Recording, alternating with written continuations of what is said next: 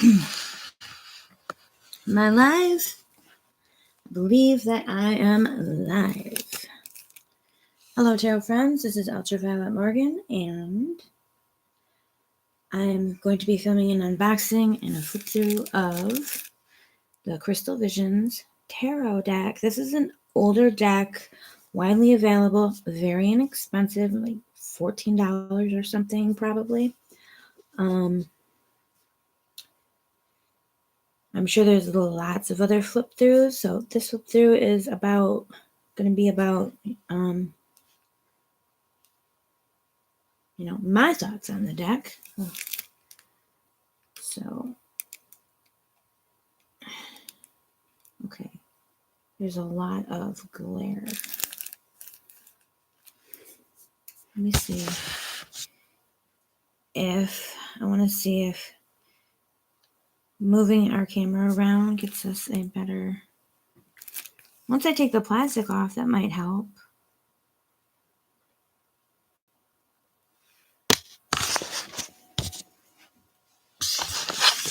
I don't know if I'm gonna completely flip the camera. See if that's my little foot.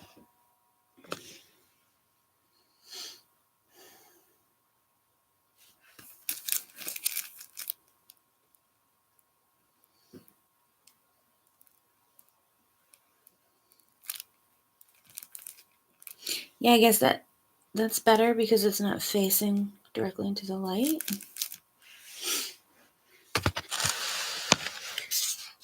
So I'm going to try to make some adjustments. And, alright, I am watching what I'm doing on my small, on my phone.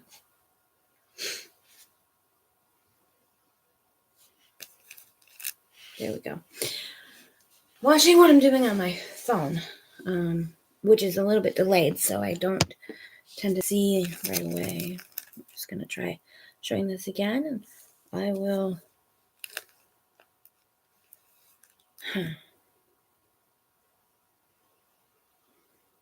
that's not it. So if it's really up close, will you see it then? Yeah. Maybe I'll open it just a little more. No, I don't really want all that background. Let's try.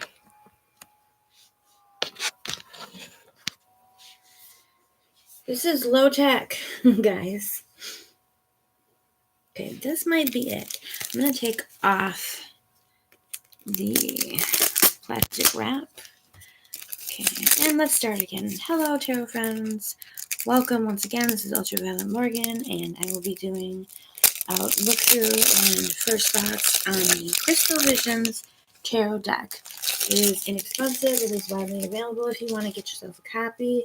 If you just want to see the cards, put out all the chit chat. I'm sure there's a video on here on YouTube somewhere. This isn't the one.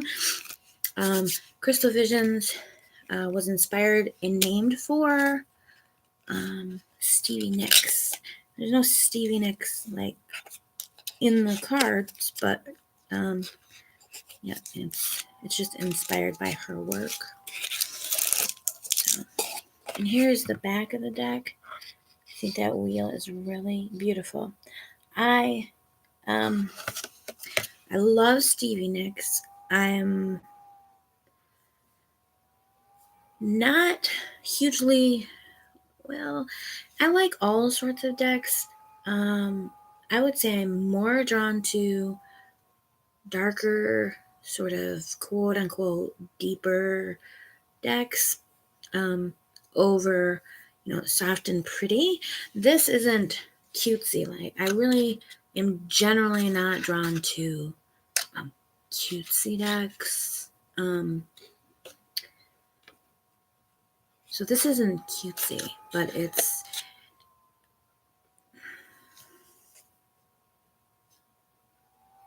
soft, pretty, not not generally what I would go for, but I do really like the coloration. And I mean, I like the deck. I'm just saying it's a little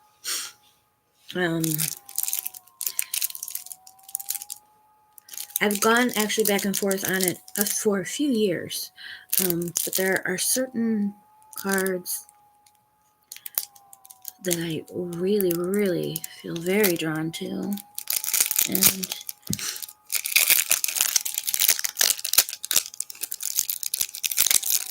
here we have the whole thing just sitting there without the plastic on it.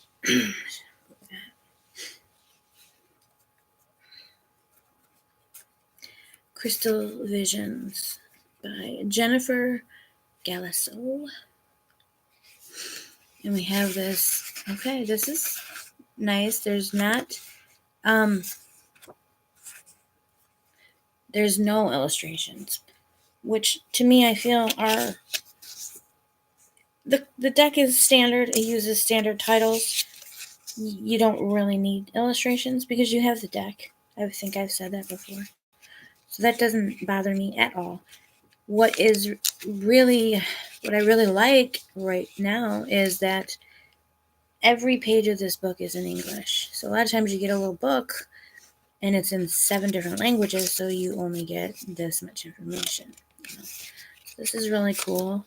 The whole book is in English, and you get a decent amount of information. I enjoy deeper dive books that really go into the artwork. I know you guys want me to get to the cards, I'm sorry. And so forth. I enjoy the deeper dive books, but they aren't necessary all the time. I really believe that you just need a little bit of something to sort of jumpstart your own process. I feel like working with the tarot for me is a process of getting to know the cards and integrating them into myself and kind of using whatever information they give me as a springboard. I don't know if other people do it that way, but like I know that a lot of people, basically my soul deck is the don't take that phrase too seriously, but that's just how I use it. The Wild Unknown deck, and partly it's like your soul deck is kind of your soulmate, and it's a little bit over like a trendy thing, I guess. But it's also a soul deck for me because it's really I use it for inner work. It's like it goes to my soul. I'm sorry. Anyway, rambling again. But I've heard some complaints as far as the book goes, like they feel like there's not enough information. I feel like the book is perfect with just a perfect jumping off point. And, this looks, looks to be also enough to really get you started to figure out how you feel about the cards and what you think. So it does talk here, like the Suit of Pentacles talks about the Suit of Pentacles before it goes into the Pentacles. I like that for sure.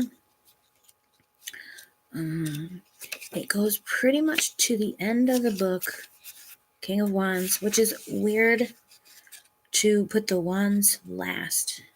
Now that makes me want to know what they put first.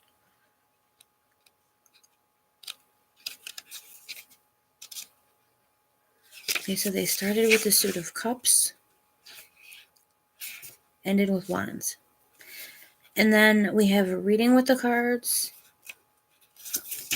and the Celtic Cross, which is not numbered the way that I like it numbered, but that's okay.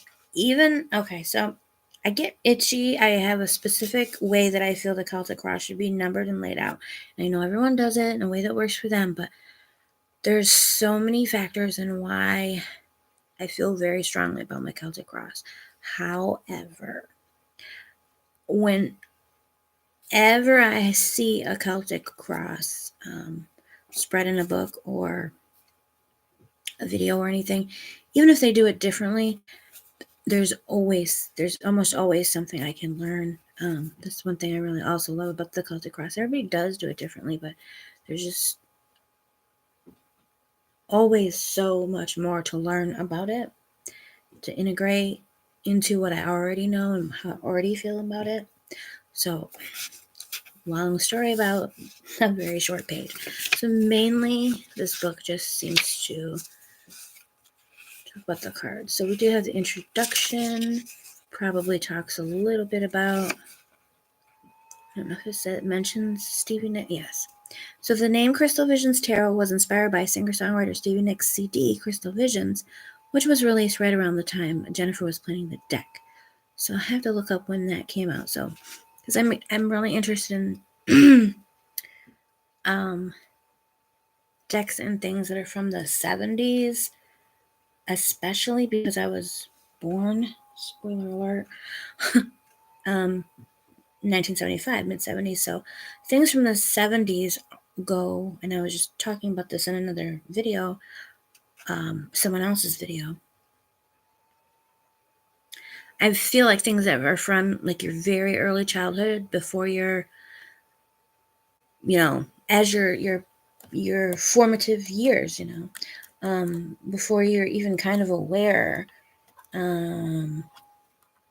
before you're verbal and so forth, go deeper into your subconscious, because it's like when your subconscious was forming. So I don't know. So I think that might be from that time period. So we did a little bit and then right into the cards. So this whole book is about the cards. So let me look at the live chat. It says I have one person watching. Don't know who you are, but say hi if you'd like to. And now I'm finally gonna start to look at the cards, but disappointingly, of course, I'm gonna talk about the backs first. So the backs, which they are reversible, and they're gorgeous, and I feel like they look just stunning on my on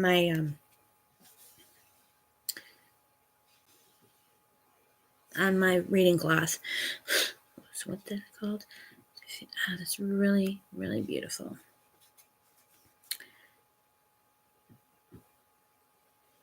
Like I said, it's reversible, so so the very first card you get is about the creator of the deck. Okay, so just a vanity card that I probably will want to read through. Oh my goodness. Okay, so the first card, the Fool. All right, let me see how well that shows up if I hold it up for you. If I put it like really close. I'm sorry, I'm using just a laptop. There's not a lot of adjusting I can do, but oh my. This is just beautiful, which is not... Okay, I love a beautiful deck.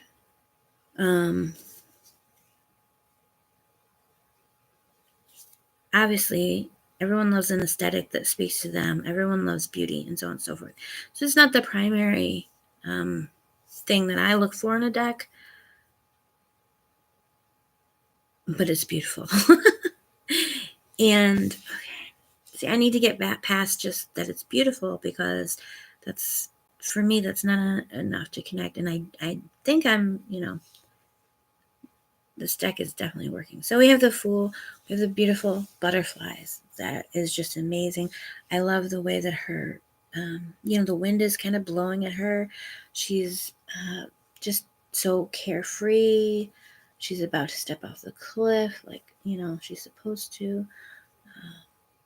Butterflies have personal associations for me that really make this also very beautiful. The coloring is gorgeous. Yeah, I can hear the wind almost. So, yeah, this is beautiful. There's water down here, it looks like. So I also love that. And I'm a water sign. I'm a Pisces, so I connect with the element of water. But I really love, there's something about that I feel like I can dig into later, when I work with it. And the purple clouds. Yeah, this is really stunning. Now we have the Magician. Look at how we've gone from, this is just so light and airy, and this is so dark. It's like very ethereal, and this is like boom, thud. Still ethereal, but in a different way. This is like more occult, that you might say. You have it's really dark. She's got the infinity symbol on her belt, which is a great choice. She's got, the dove below her on this crescent moon, it looks like. She has wings. I don't know if most of the cards have wings, or fairies, angels, and whatnot.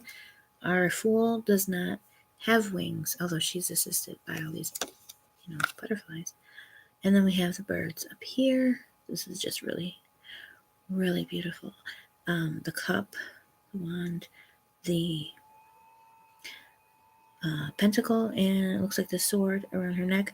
So some of the symbols that are traditionally there, you see. There's a spiral on her arm. Not sure what that is exactly. It looks like a kind of like a tribal tattoo of some sort. Pull it down and see how that goes. I want to give you guys the best view. It looks like one person's watching now, but I'm sure others will catch it later.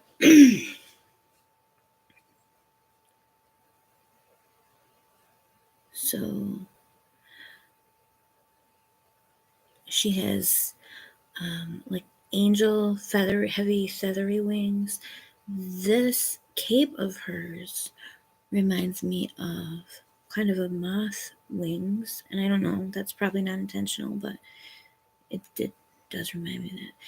What symbolism that we don't see from the RWS, if that's important to you, we don't see the lilies and the roses. We don't see the as above, so below pose. I'm really pretty much fine with that. If I need those symbols, which I don't, but if I want to study them more or work with them, then I will use the traditional RWS deck. So I really always like to see what a new artist or a different artist is going to do with these archetypes, I do not want to see just a repetition. Okay, now we have the High Priestess, where again we have all these beautiful, beautiful butterflies. She's standing on the moon. She's lit from behind. She sort of looks like Isis. She's very Isis. She's got this scepter here with looks like an ankh on it.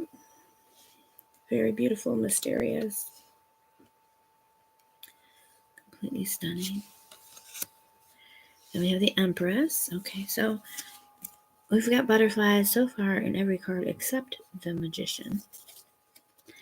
And we've also got female figures in every card so far. So I'm curious when we get to the Emperor and the High Priest, what those are going to be like. So the Empress. Okay, so we have the Lotus flower, which I've noticed on some other cards that I've seen online, which I adore. Purple Lotus. Fantastic. Purple Lotus. I wonder. I need to write that down. Oh, Violet Lotus, maybe. Violet Lotus. Purple Lotus.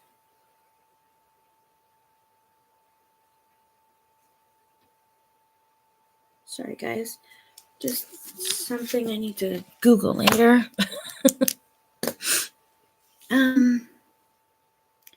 Alright, so she is depicted as pregnant. I can give her take. It doesn't bother me, and I don't require it, so it's there. And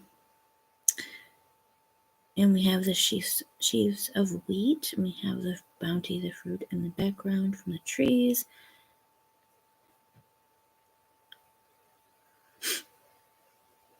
So pretty much, abundance, nature, all of those things. Birth. Here we have the Emperor. Beautiful. So in my opinion, all of these cards have a feminine energy, except the Magician has a more masculine energy. And then these are all sort of feminine. And this, again, has a more masculine, heavy energy. We have a hawk. That's gorgeous. Our Emperor has the ram's ears. He's doing something sort of esoteric with his hands. It feels a little priestly, so I could get a little confused with that, but I won't. I'll try not to. We have this Ankh staff. He's also, look at how he is on a cliff, as the Fool is. It's interesting because I'm pretty sure I've never seen an emperor who was on a cliff. And in the background, you just see light and you just see hills. I don't think I've ever seen an emperor drawn on a cliff. So that, I like that because it gives me something new to think about, something new, a new association to make, right now I don't have a specific thing other than the Emperor as connected to the Fool, which again is something I've never considered really. I think all the cards can be connected in some way. So I like that. Man, it's one of those things that's gonna make a little seed in my head and just chip away. Okay, the Hierophant. Oh, gorgeous. So here we have a man figure. We've got the two towers. One's the candlestick and one is this. I don't know what this is called. It's a Catholic thing, I'm pretty sure. And we have our Hierophant is Popish.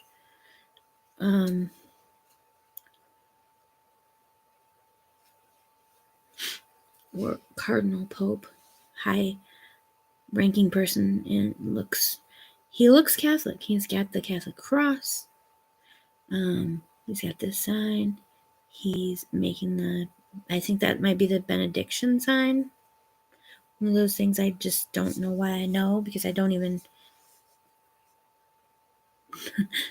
know as much. I couldn't tell you what that even means exactly.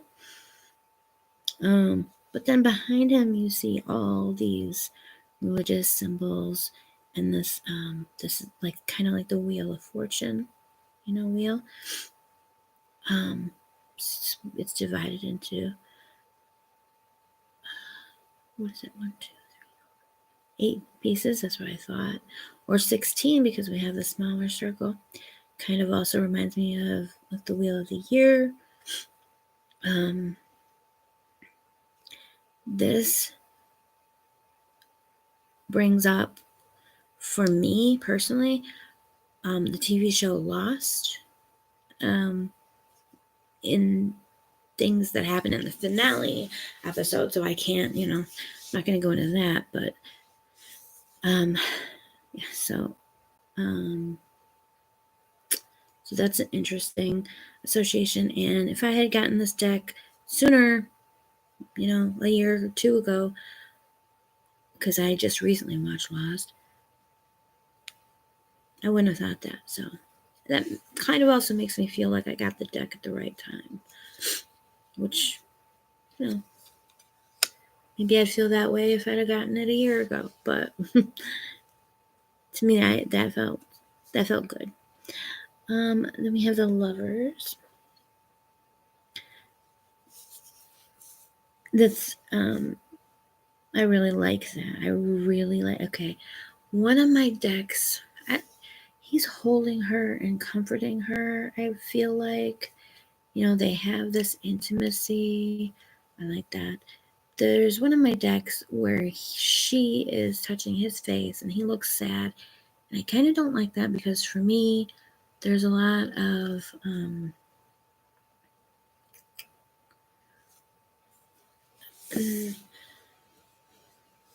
personal connections or whatever with of unhealthy relationships where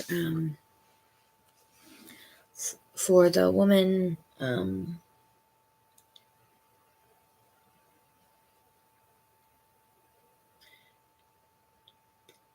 attending too much to the man's emotional needs, the emotional labor kind of stuff. It just feels out of balance for me. Whereas this makes me happier. What can I say? And again, this doesn't have wings, but these ribbons which go up to the doves kind of remind me of the antennas of a butterfly, and this is sort of mothish. It's kind of subtle, but to me, it's just a feeling. And then we do have roses here, and we have, rose bush, roses and thorns. Sort of made me think of Rapunzel, because there's a part where the prince is tricked by the evil witch and falls into the rose bushes and scratches his eyes out, and later on her tears cause him to be able to see again. Which goes back to that association of the woman being responsible for the man's health and well-being, but that's okay. That is a little bit more mutual as well, because he has kind of rescued her from the tower or whatever. I should have instead of chat, I should have said ramble, because there's definitely that. Now, so the Lover's card to me isn't okay. I shouldn't say. A lot of people say, the Lover's card isn't really about love or lovers, and I think for me, especially as an intuitive reader who does study the traditional meanings, or some people will say actual meanings or whatever. There's no such thing. I'm sorry, but you can study 5 different traditional tarotists of fame and whatever the word is I wanted, and they'll tell you different things about those meanings. But anyway, the Lovers isn't always about that, and I don't like it to only be about that. It can be about that. I see it often as a union of opposites, a balance of some sort. Some people say a choice. I don't see a choice reflected in this, which is fine. I don't think I necessarily, honestly, the Lovers is not one of the cards I would say that I have a really, possibly not my favorite card. I don't dislike it, but it's not really one that I could probably do more work with, I guess. I don't know. Never mind. But it is beautiful. I do like the way that it makes me feel, I suppose. The Chariot. Okay, we have a woman charioteer. We've got eagles, maybe. We've got the black and the white horse, and they do look like they're sort of, they do look a little bit like they're going in different directions, as you usually often see them. But at the same time, they also feel like they're in harmony, so you can kind of read that either way.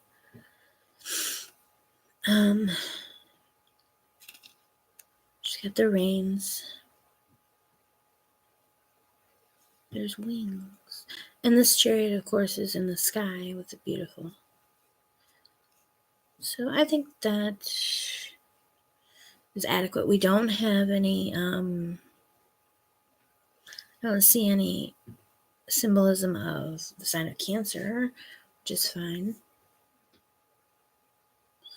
We don't have the stars or the banner.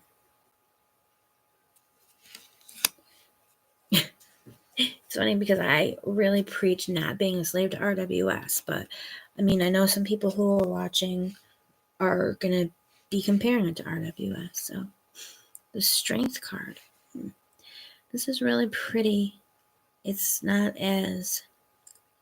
I love lions, and this image of a lion isn't nearly as,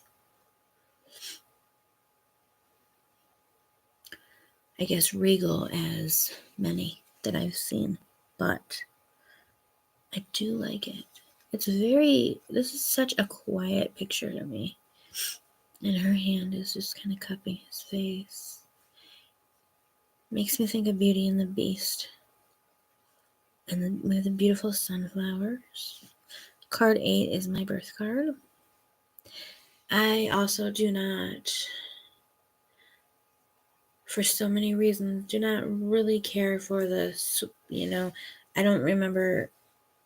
I think 8 was the switch made by Ryder or Wait. Yes, Wait. I think originally Strength was 11. I approve of the switch. I don't care for the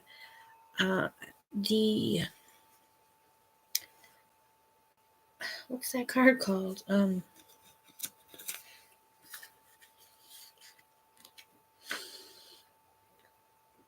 know my cards. Words leaving my head today. Justice. I don't like Justice in the 11 spot at all, or in the 8 spot at all. I feel like it fits so well in the 11, and I feel like Justice goes very well with the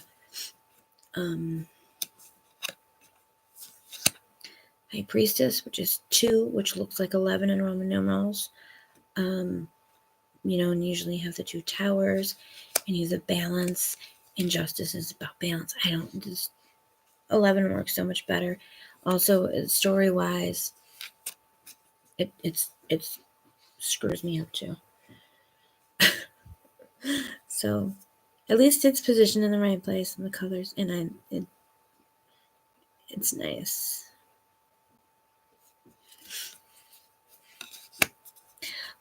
Also, I'd like to say, a lot of times when I'm working with the tarot, when I'm learning with the tarot, the cards that sometimes, if there's something that bugs me or doesn't quite hit, sometimes those cards get sort of sidelined and don't get as much attention, but then other times they will get the most attention. And a card that I struggle with, I just can't get the meaning of or get the connection in the deck or whatever. Like early on when I was studying, I was having so much trouble with the Chariot, and I just, overstudied the heck out of it, until I had cracked it, until I made it my own. And so a lot of times those cards become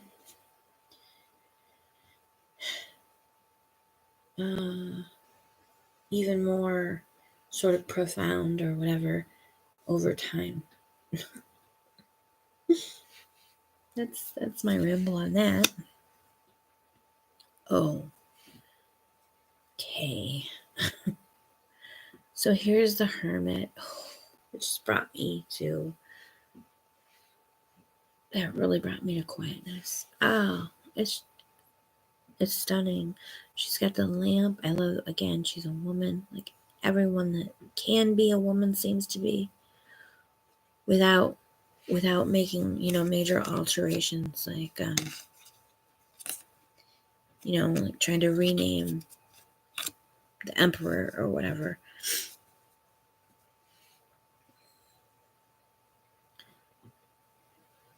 Her wings are just kind of bare. Oh, there's so much contemplation. She's up on this high hill, looking down. She also, she's like a polar opposite to the Fool. They're both on a cliff. She's seated, she's standing, she's, deep in thought, contemplation. She's like soaking in the wisdom that she gained from the time when she was just young and carefree and careless, and it's just such an amazing opposite energy. I feel like the Fool card in this deck so far is strong in this deck. Like the Fool energy is kind of threaded throughout the other cards somewhat. This was on the back. I love this, okay? This Wheel of Fortune is beautiful. We have the Zodiac Signs. We've got the sun and the moon inside. We've got this dragon with his tail down here. We've got the tree in the back. Oh, I love the tree because I love the symbolism of the tree with the branches and the roots and the connection to the earth and the source and the sky and the in spirit, or the earth and the core, I should say. And then we have the purple lotus again, which it's beautiful. It's blooming right there underneath the wheel, and we know that the lotus grows in like the muck and the mud, and just all sorts of ickiness underneath the lotus. But then there's this beautiful flower, and the wheel is like, the Wheel of Fortune can represent good fortune, bad fortune. It represents sort of the cycles of, we kind of go through. So to me, I just feel like the lotus is really pointing out that it's all connected. It's the Wheel of Fortune also can sort of represent chance and randomness, but randomness isn't as random as we think, but it's all connected. Like the ugly and the beautiful, they're connected. They need each other, they support each other. You can't have one without the other. So the wheel turns, and the wheel turns for you, and you're on the bottom, and you're being dragged, through the water and through the mud, and you're, down in the muck and the gross, dirty, yucky stuff of life. And from the outside, you're thinking, this is bad, this is negative, I want to be up here. But it's not.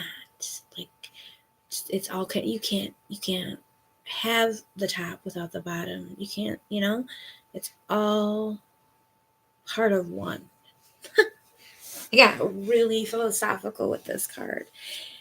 And, I couldn't tell you if that's what the artist was thinking, but that's just where my brain went with associations with this lotus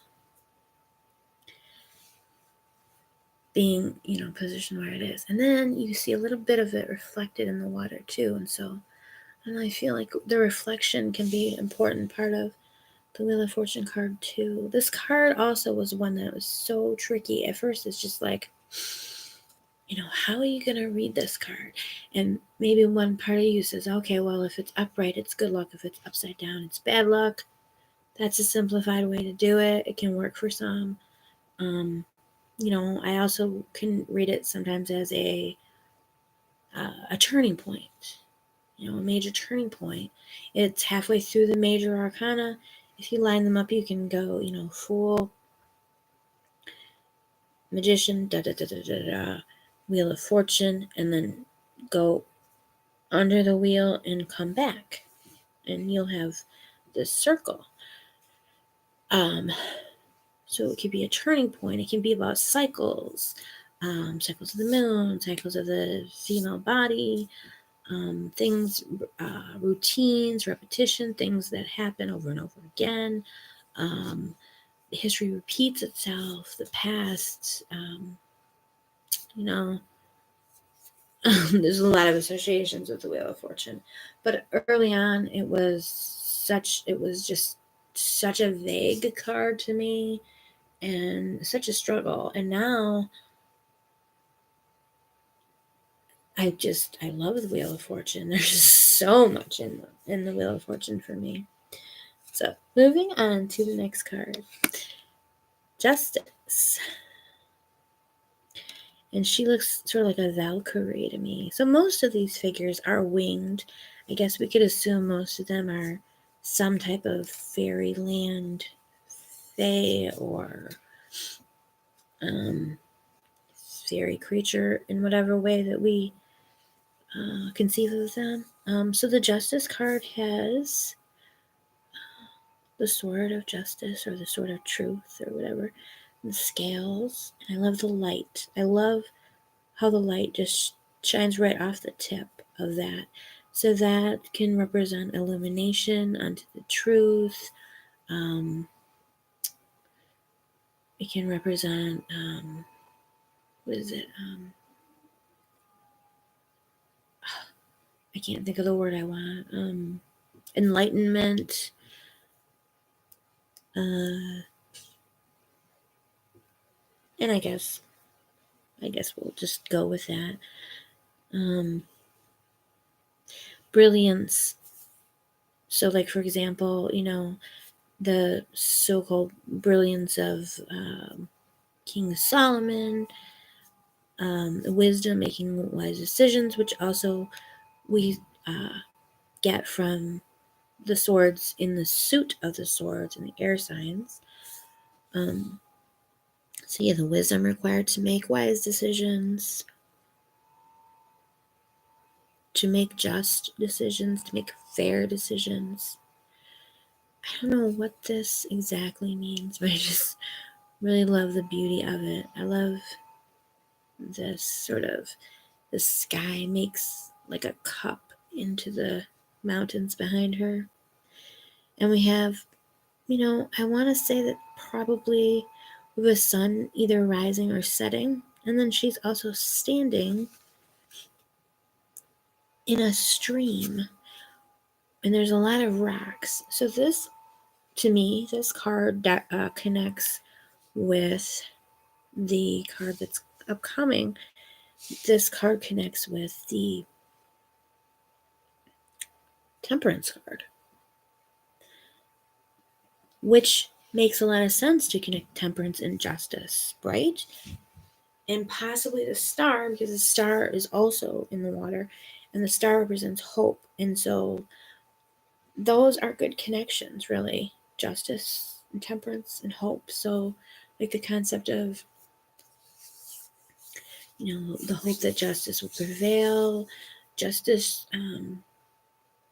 it's okay, like, when you have a major decision or ruling to make, to move slowly, take your time, weigh things out. I just watched Women of the Movement, and they're talking about Emmett Till and his mother. So briefly, Emmett Till was brutally murdered. He was a 14-year-old black boy who was brutally murdered in the 50s or 60s. He was a northern boy. He was visiting family in the South. He was, they said he whistled at a white woman. There's a lot of conflict over what happened. He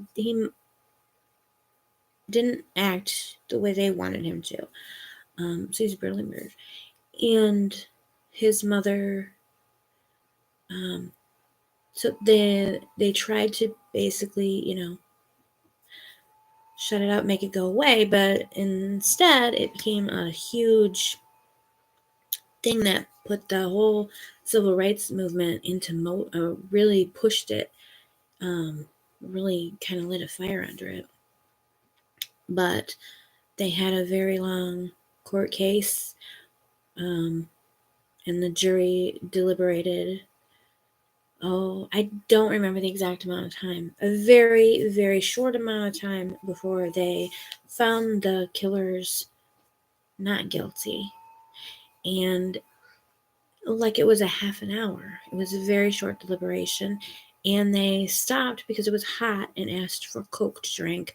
And they said that it would have been even quicker if they hadn't stopped for Coke. I mean, they just were not going to prosecute these white men for what they had done. And so that's what that card has just brought up for me.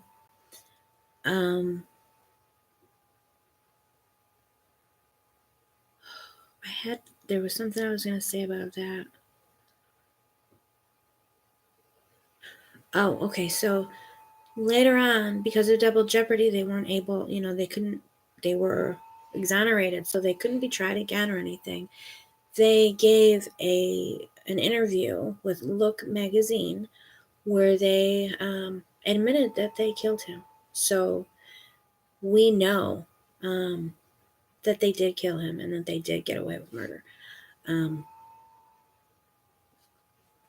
It's no longer really open to interpretation. It's a very sad story.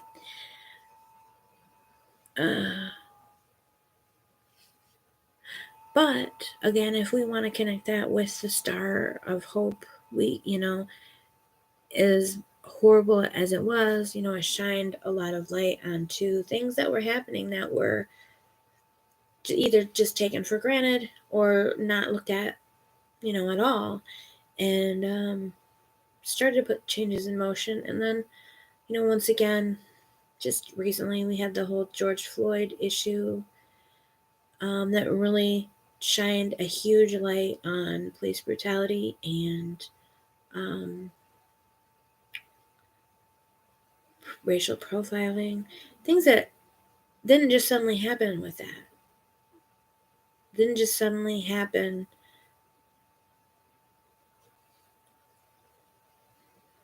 when they happened to him, but suddenly really shine the light on that and do even injustice, I suppose, brings a hope that, along with the wheel, that from injustice still maybe can come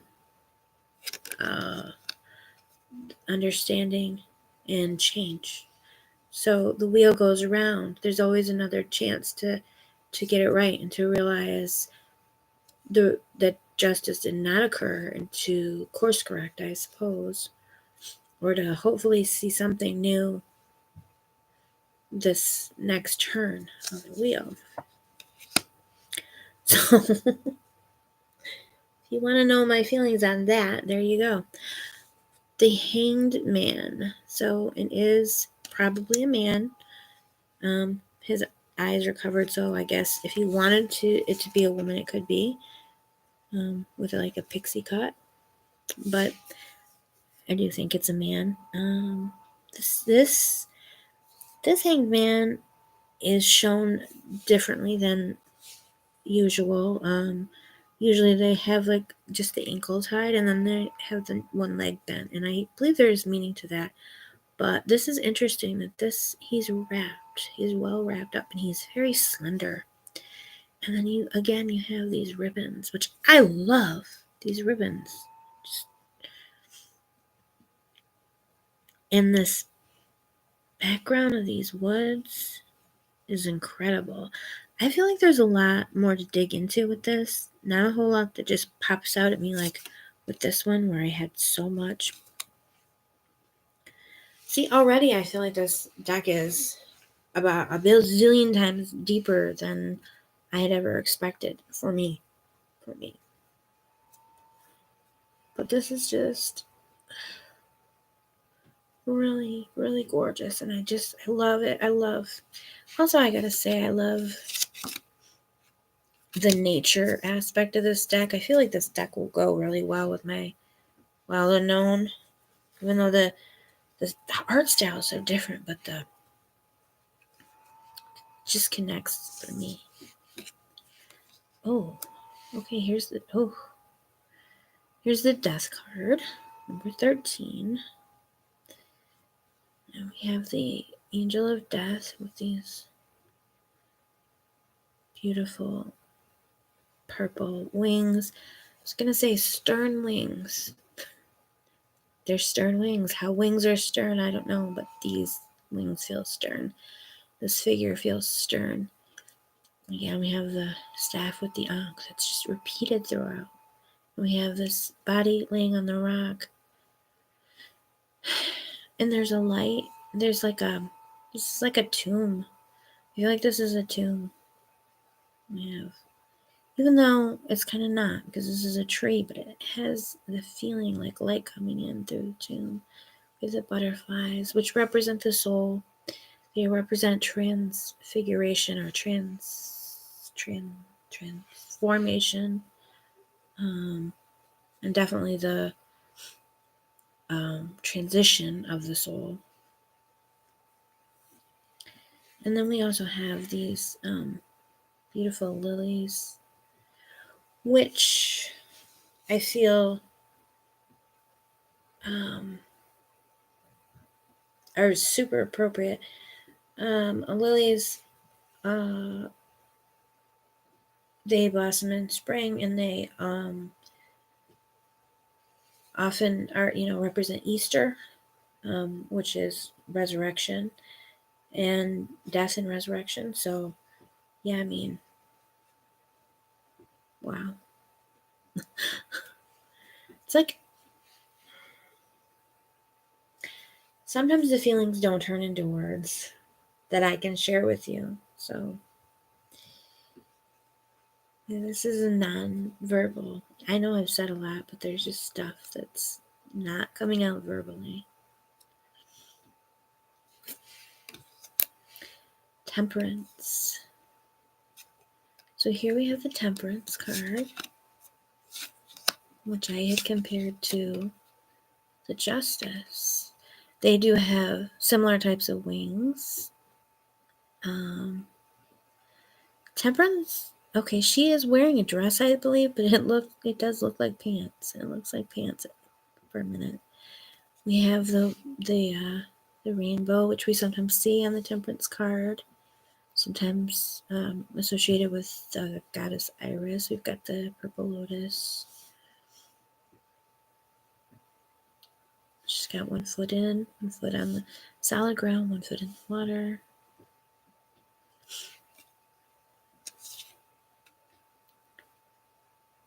Our Justice card has, did I already say she makes me think of a Valkyrie? Whereas the Temperance is more of like a priestess type or something, I don't know. But yeah. Also, here with this one we have this shape, and this one we have the opposite shape. And we have the greenery in the background.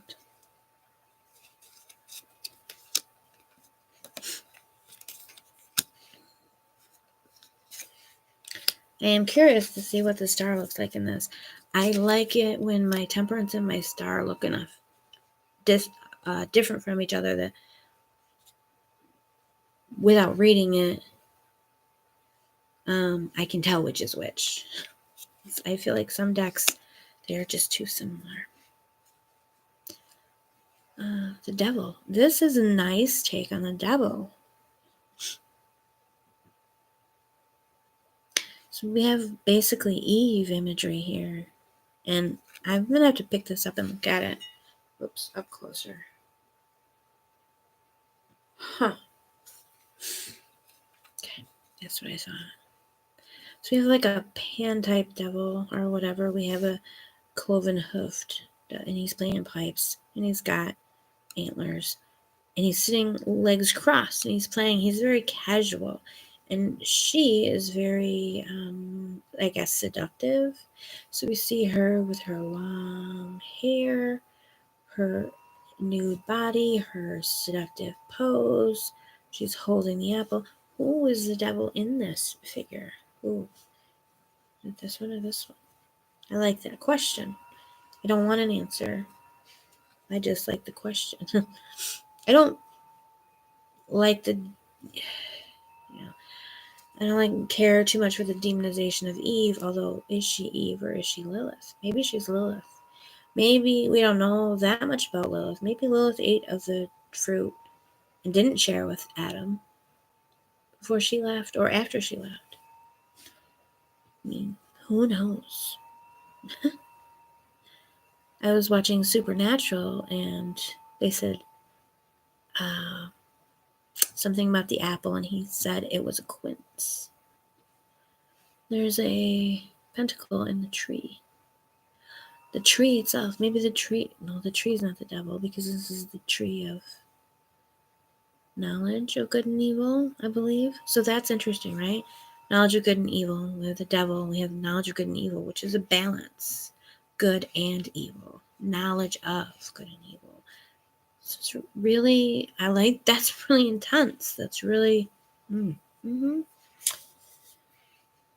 Still got one person hanging out. Say hi if you'd like. Sometimes I wonder if there's like a bot that watches me. I'll get one viewer.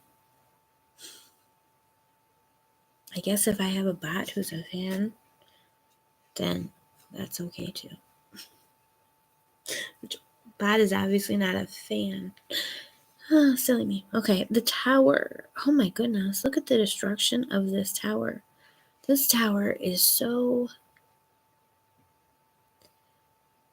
like, normally you see it and it's really kind of stylized, and you see it like broken in half and the crown falling down, and this, you see it crumbling, and it's just not really stylized. It's just more present, I guess. More, I don't know, it just feels more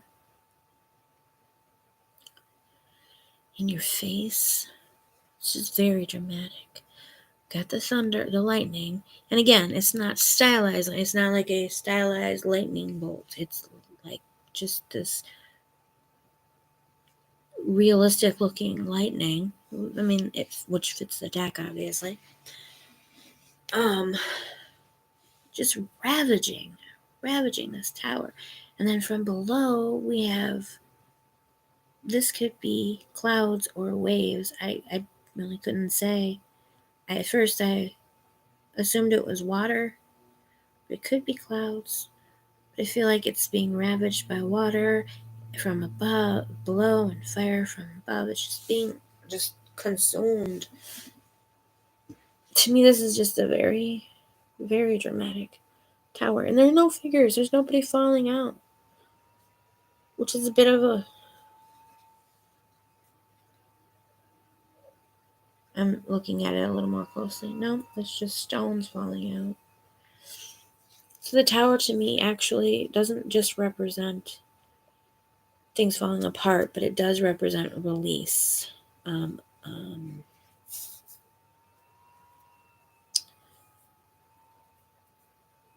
kind of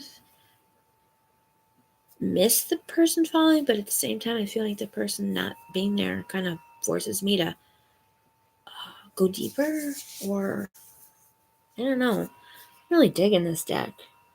Hi, Andrew. Oh, you're at work. That makes sense. You just want to let me know you weren't a bot, right? Okay, so the tower. I think it's basically, yeah, I feel like some of the time, some of the things in this deck that are not there that you're used to seeing kind of push you beyond your familiar associations, kind of give you room to explore deeper into the card. So, I am not a bot. I think that's what a bot would say, Andrew. That's what a bot would say. Oh, look at this beautiful star. Again, the cloak, I don't know if this is a cloak or wings. It's gauzy. It's gossamer. So I read a poem once that included the word gossamer so forever ago. And it's just such a beautiful word. This, her dress, everything. It's like a moth. It's mothy. You cannot, there's no correct answer if this is a wing or a cloak. Like, there's just no way to determine for sure. Or maybe it's both. But look at this. Look at this. That is so beautiful. So I studied art history, and I love just to look through artworks and so on and so forth. And like a spiral or a swirl, there's a specific one I can't think of a painting with like just the swirl of the this is kind of, this line is something that just I really love when it comes to art. I guess it's kind of a swirl. It's sort of the start of a spiral, maybe. Definitely gives you that feeling of hope. I like this too. On the surface of the water, you see the reflection of one single star. That's so beautiful. And then we see her pouring water out on both sides into the water, into the land. 1 foot in, 1 foot out. Again, like the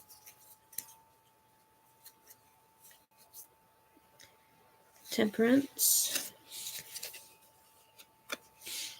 So the difference in the pouring with the Temperance, here we have fire, and my belief with the Temperance is that it's not something being poured down, but rather it's being extracted upward. I feel it's that it represents it comes right after death, right? Death and then Temperance. So to me, Temperance represents the soul being pulled out of the body, being separated from the body, the eternal being separated from the temporal. So yeah, I mean, almost everywhere I read about it, people think that the angel's pouring into, whereas I feel that the angel's extracting out. But the point being, in the Temperance card, we have something going from one container to another, whereas in the Star card, we have two containers, but they're going between each other. These two containers, they're going into the earth, the water, and the land, which are both the earth. And then let me just look at the Justice.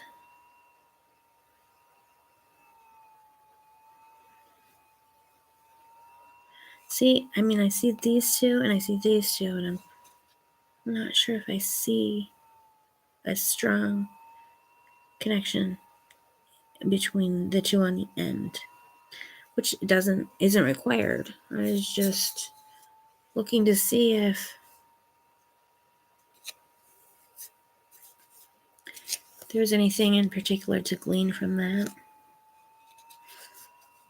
The star is just stunning.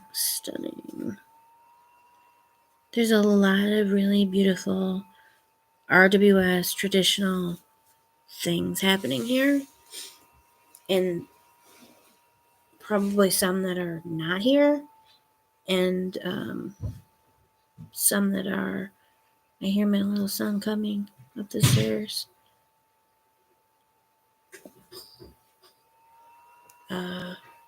The artist. Oh no, he was going to the other room downstairs. I just love the movement in this, in the. Oh, yeah. Okay.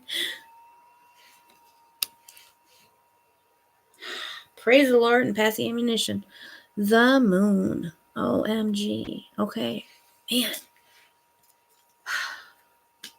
That's stunning.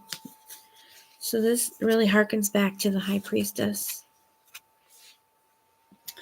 Even more so probably the RWS High Priestess than this specific one. We do have the moon. And the moon and the High Priestess, of course, are connected. Usually you don't see a female figure in the moon card, or human. You don't see human. Here we have a scepter, but this one has the triple moon. We have the flowers, which I can't think of what type of flowers they are. That's left me. We have the two dogs or wolves. Usually there's a dog and a wolf, but I couldn't tell you One was a dog and one was a wolf. And we have lunar moths, 4 lunar moths. Her bodice sort of, this reminds me of She-Ra a little bit. I mean, it's a fantasy deck, so, you know, that's really gorgeous. And I love, can get my cards all out of order. I love the moon phases. Hopefully, you can see the cards pretty well, I hope.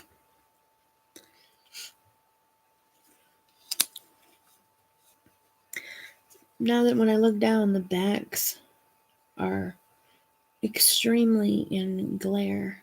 Well, that's nice. Maybe if I put something to prop them up, they won't be as glare-ish. It's probably not where anyone's looking, but they are really pretty. They deserve their due. Okay, the sun. This is really nice. We have more butterflies. Oh, so this is the Monarch Butterfly, which is, we haven't seen the Monarch yet. Oh, wow. There's so much going on in this card. We have all these beautiful sunflowers. They're just stunning. I love the Monarch. That's fantastic. We don't see the sun exactly. We see I don't know if this, because we don't see any edge of the sun. So we see the light from the sun, which I love. I love that. Like, you know the sun's there. But we don't actually see like a drawing of the sun. And so the traditional baby riding the horse becomes a horse, which is gorgeous, and a baby and the mother holding the baby, which there's normally not an adult human figure. The baby is still naked. This picture is really beautiful. And she's touching the sunflower, I think. And then there's another like monarch down here. This is just an amazing card. I had a friend in elementary school she was actually my best friend. And she lived close by, and our moms were close friends, best friends. And she was crazy about horses, so horses were always really her thing. But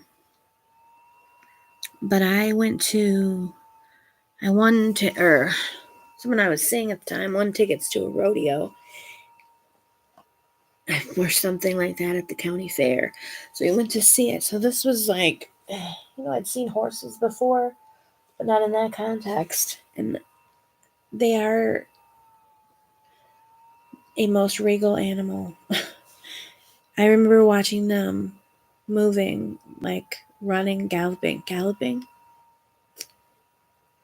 And it was like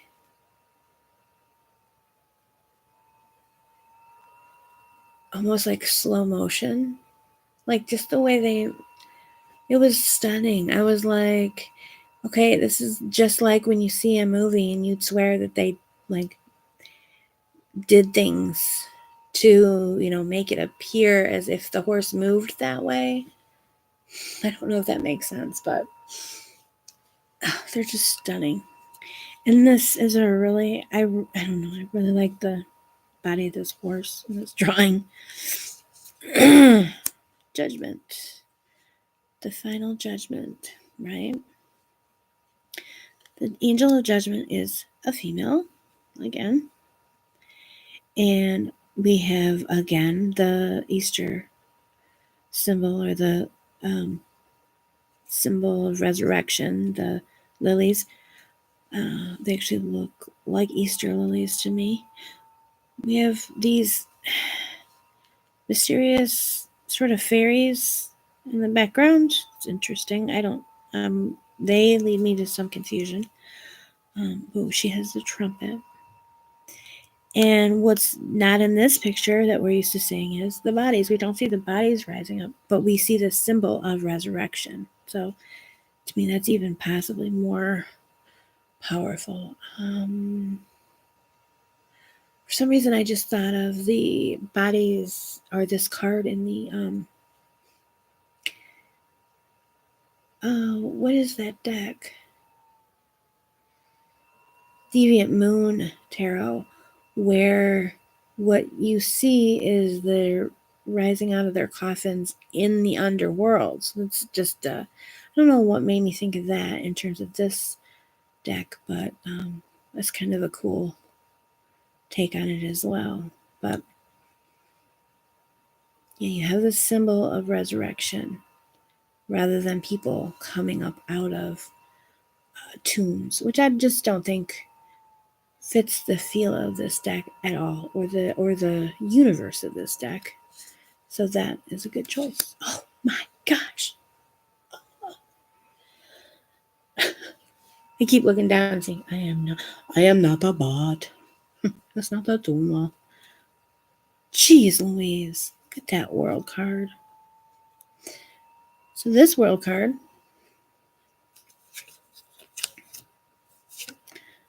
brings to mind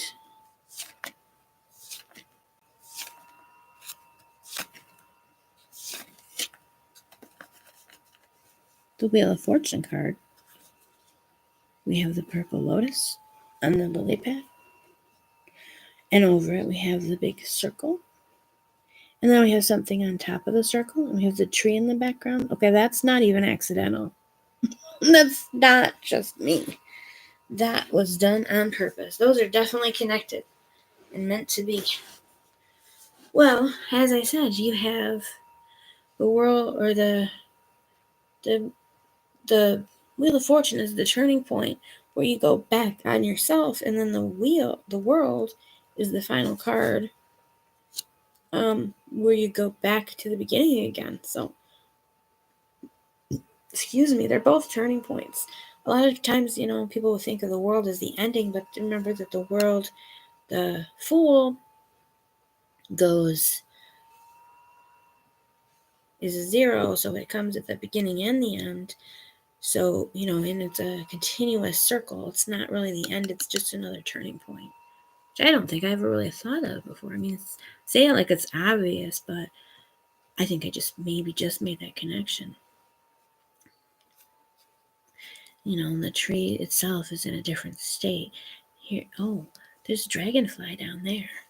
And here we have these butterflies, and we have the earth, and she's meditating. She's sitting in like a yoga pose. What is that called? Is it Lotus pose? I can't remember. And she has a necklace. Might be called Lotus pose. I'll let you put that together. I don't think anyone's too sick to put that together. And also, we've got the stars, like as in the star card. But I want to count these. 1, 2, 3, 4, 5, 6, 7, 8, 9, 10, 11. I don't know if there's a significance to that, but we have 11 cards, or stars, circling the lotus. And we also have dew on the lotus. We don't have any dew here, but we have dew. Now dewdrops, there's some there too. Oh, there is a little bit of dew, but there's no dew on the lily pad. To me, dew represents morning, so beginnings.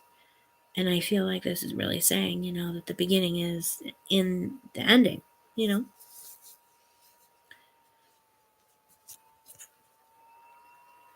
Those are just stunning. My cards are all out of order. What's the deal?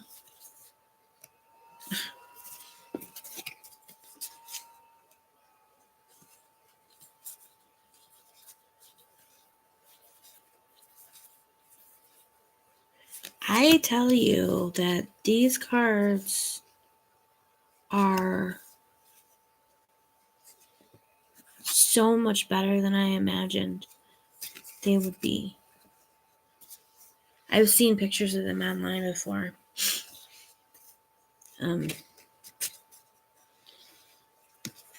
They are so much more I mean, I've been going on and on forever about them.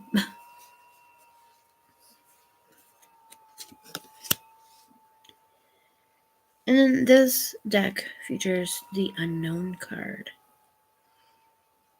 And there's a temptation to look in the book and see what they want to say with the Unknown card, but I'm gonna fight that for a while because I just want to see what it means for myself. Some people will just take out any extra cards. I always leave mine in.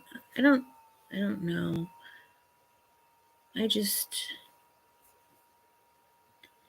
So I feel like the Unknown is like, we have the world, we have the ending, which again becomes the beginning. And so what is the new beginning? So the unknown is like New Year's Eve or whatever. It's like, yeah, the unknown of what is to come, or the unknown of the new. Another thing about the Fool card. How is my deck so messed up? The Fool card.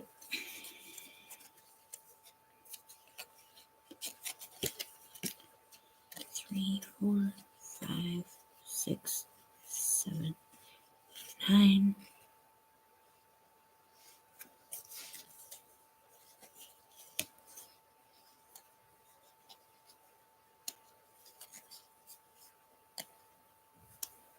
Oh boy. It's just all crazy. Okay. The Fool card to me represents new incarnation. A brand new incarnation. And the cards to me also represent manifestation, the movement from the sort of spiritual to the material. And so, the Fool card is that incarnation, that new incarnation. And the World card is like the completion of that. And then the Unknown is like very much similar to the Fool, but it's even like perhaps moments before.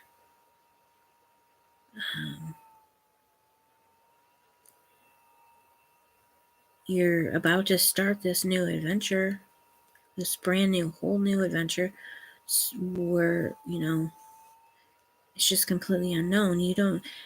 They're very, it kind of is like a second Fool card. And this is truly unnumbered, which I like. I kind of throws me off a little bit when they add extra cards and then they put numbers. I don't think there's, okay, nope. There's no more majors after that. So, all right. So yeah, this is very much like a Fool card, but also I see a lot of High Priestess in there too. Even to the point where I feel like we have 2 towers here. I'm not as much of a Kabbalah student, but I wonder how well this aligns with the Tree of Life. And yeah, and this is like, gives me a sense of study too. Study of the unknown. So those are the majors.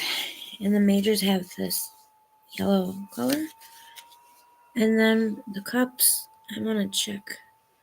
Alright, so our suits are going to be delineated by different colors. Starts with the King of Cups. I'm really curious where my battery is. I don't know if I can see, but battery is getting low. So this King of Cups is a man. I love it. He's got long hair and very soft features.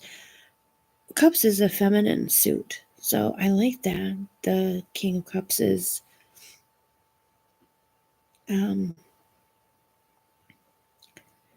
more feminine.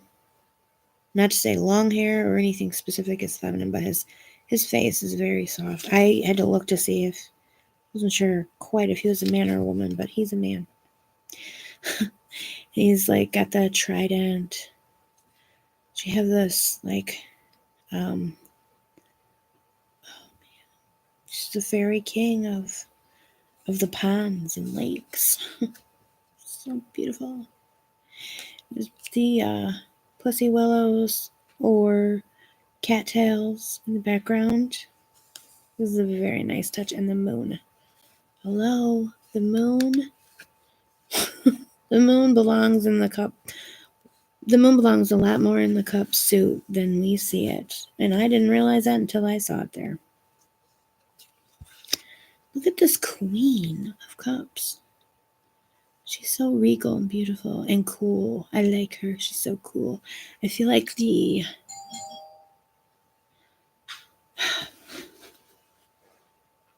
someone's ringing my doorbell. Just a moment.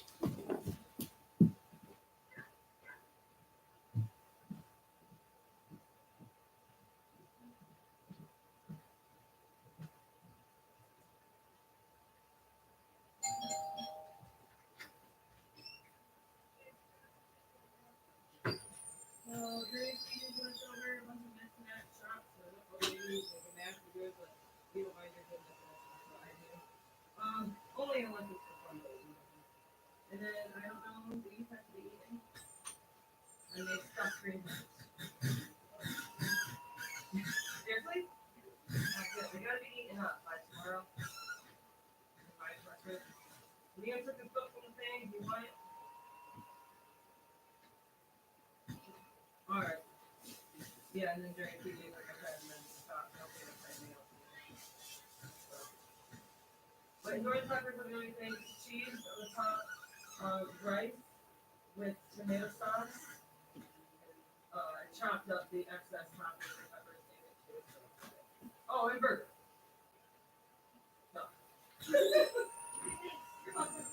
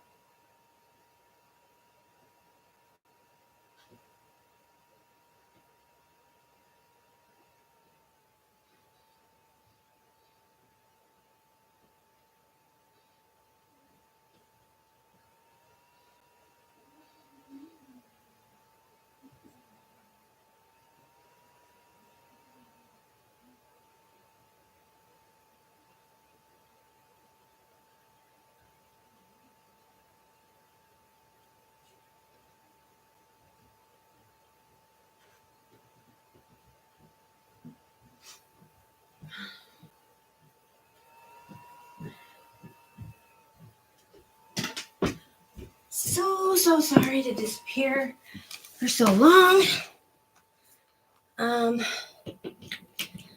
Neighbor came by to give me some things my son left at her house, and sorry, this is gonna be, there we go. Something she made and some other, it's my shirt things, but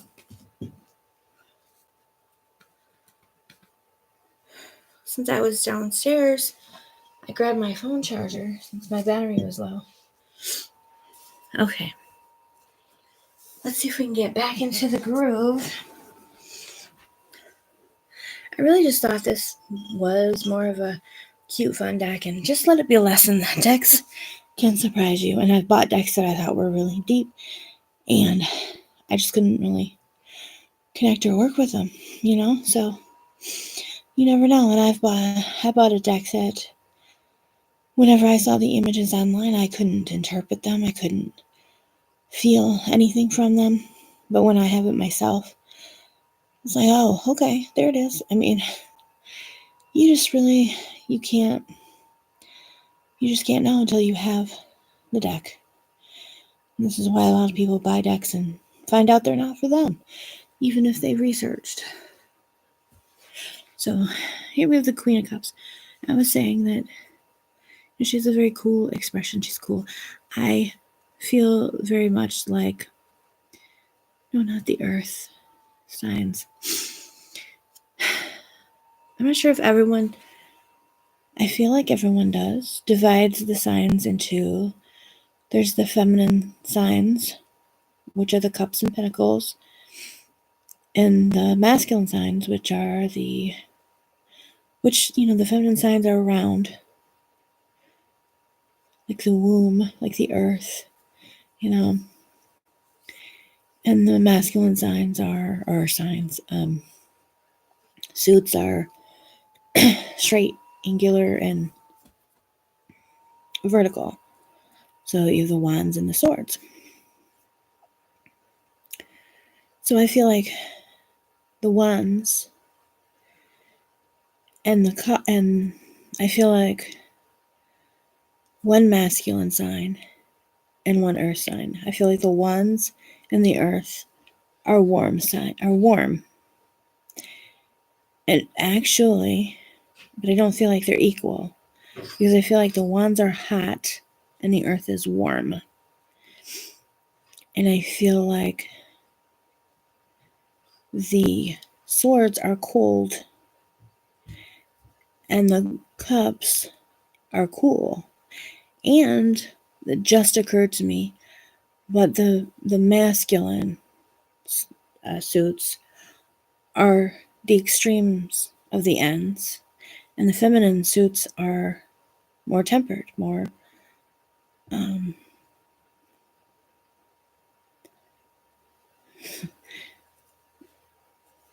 more, what's another word for tempered? More tempered, more, the hot and cold are masculine, and the feminine are warm and cool.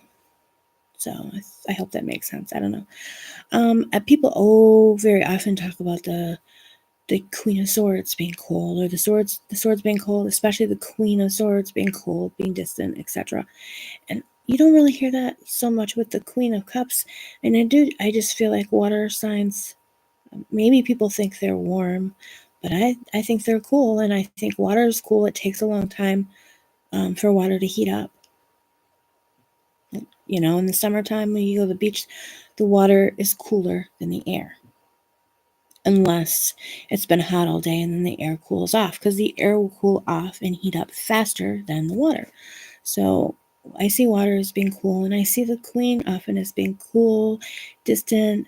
She's, in her head, which you want to say that for the sword or whatever, but she's introspective, let's say that, I get the sense with the Queen of Cups and a lot of cards that she's not there. She's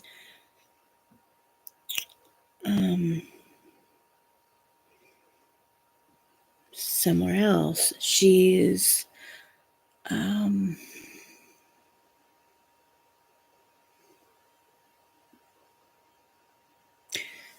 scrying or having a vision or something. She's projected herself, her what's the word? She's projected her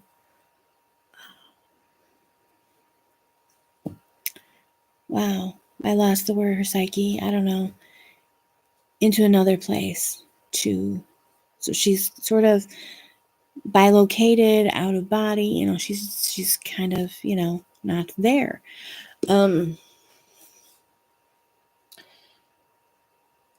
I think I first made this connection when I saw a Queen of Cups and she had her big elaborate cup that she was holding out and staring at, and I thought, you think of a cup, you think of drinking, and so my automatic assumption is she's drinking something from this cup.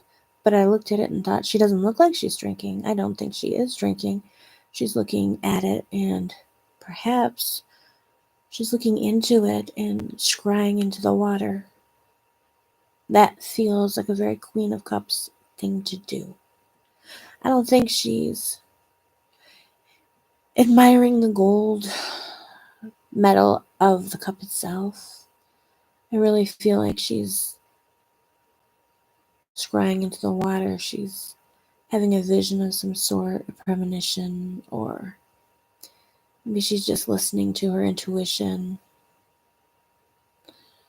Those are my Queen of Cups thoughts. And she's cool. And some people are really sort of offended by the Queen of Swords being represented as cold. I don't think that's bad for her to be cold.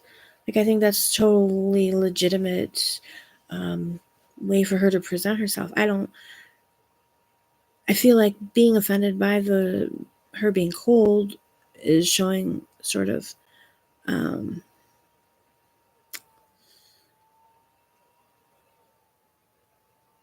a preconceived idea of that women should be a certain way, or maybe I don't know.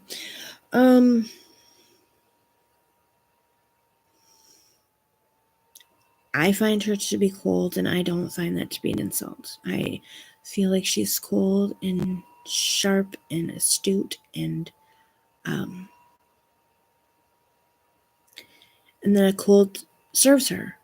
And I think the Queen of Cups, the coolness serves her. And I do feel like she's a little bit, withdrawn and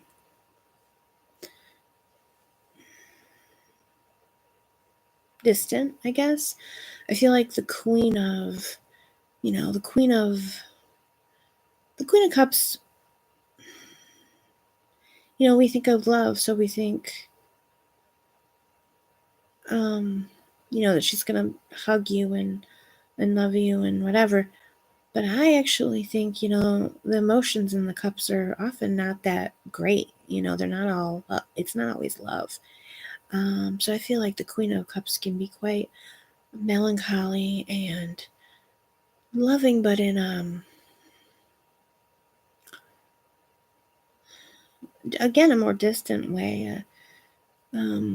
She deeply feeling she will probably, the Queen of Cups might feel bad for you if you need someone to give you a little pity. I'd ask the Queen of Cups. I wouldn't ask the Queen of Pentacles.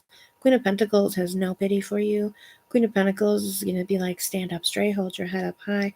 I feel like she is very, very warm and loving and enveloping. And obviously I have a lot of strong feelings about the queens.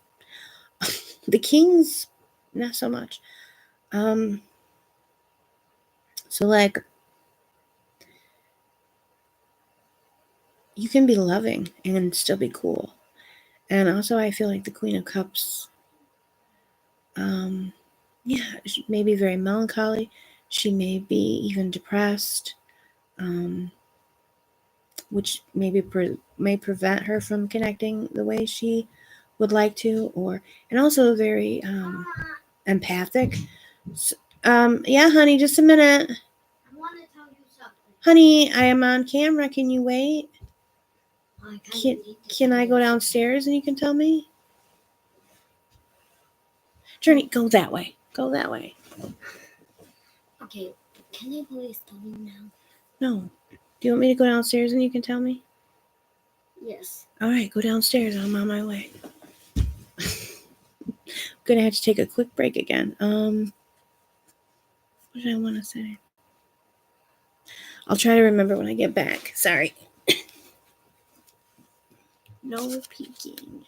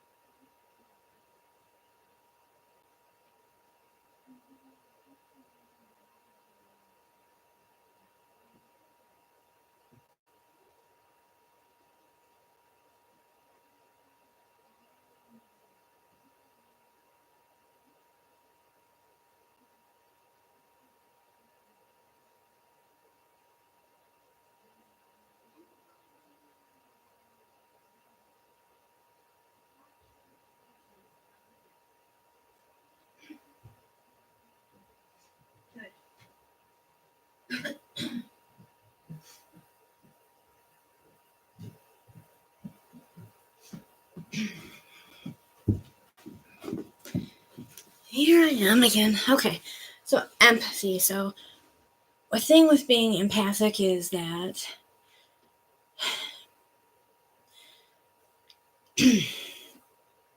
empaths are very permeable, but what really permeates through to empaths is very often the negative emotions and and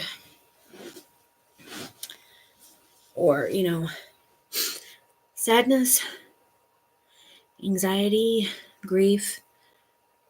I don't know if there's more of it or what, but empaths do pick up on happiness and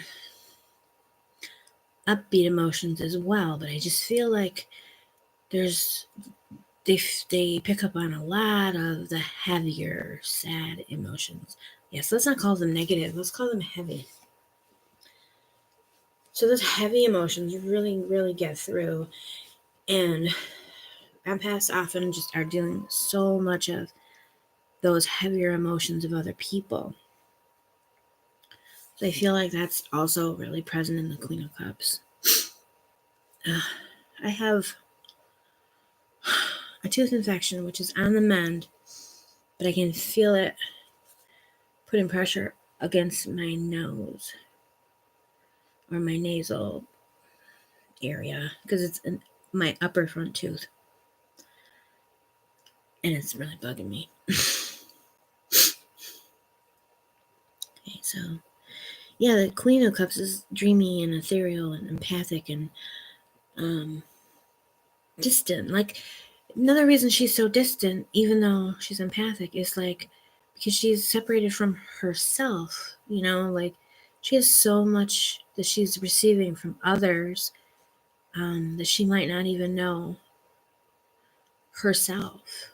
Like water in a mirror, like water, she reflects what she sees outside of herself. And like water, she takes the shape of things around her. So, again, we have the moon. Now we have the Knight of Cups. He is sometimes seen as romantic. We do have flowers. He's got this cup and he's got the light in it. And his steed apparently is a unicorn. Because why wouldn't it be for the Knight of Cups? We have the moon. We have the purple lotus.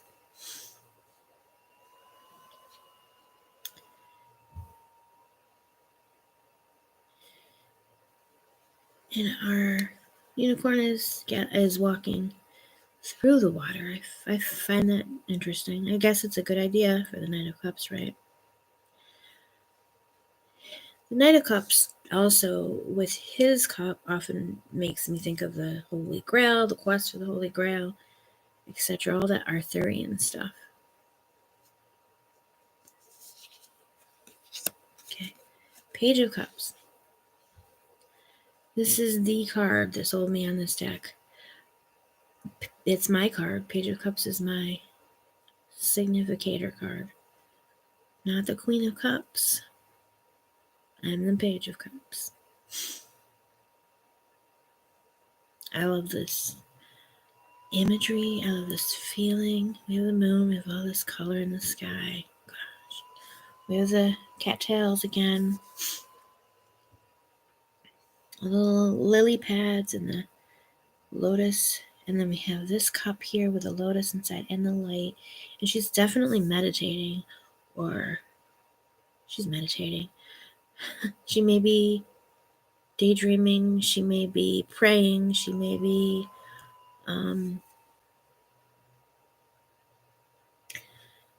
bilocating. She may be just listening to the sounds around her, focusing on her other senses beyond her eyes. She could be having a premonition or a vision of some sort. She's doing something spiritual. and emotional. She is fully connected, like mind, body, spirit, soul, into whatever it is that she's doing. And I just love this. I just love this image. I just love it. Very pleased, proud, and happy to associate myself with this beautiful Page of Cups. Now we do the countdown. I am not a big fan of doing this whole thing backwards. I could have flipped it and went this way. And I'm gonna do it. After I get through the cups, I'm gonna do that. This is really beautiful. Look at how they're in like the same, font as she is. It's a different night, clearly. So you have the family. This does not show a house, but this does show bowls or cups. I love the way they're sort of nestled together. And the mother holds the baby. It's really beautiful. So the Nine of Cups. The Nine of Cups is like the wish card, the wish fulfillment card. Notice again, she's by herself. You'll see in the nines are always traditionally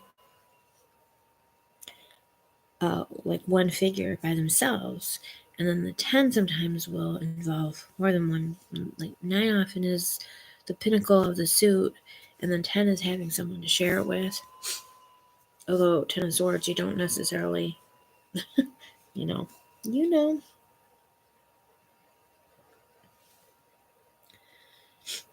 Thank you.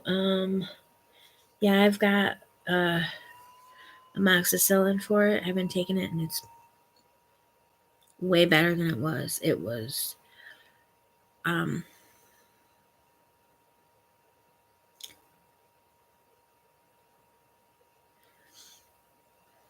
it started hurting on Saturday, and I had plans to go to lunch on Tuesday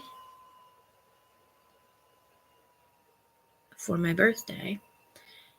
My friend was taking me, and I was like, I really don't want to not be able to go have lunch on my birthday.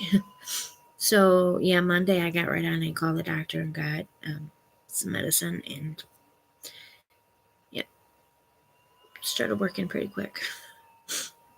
So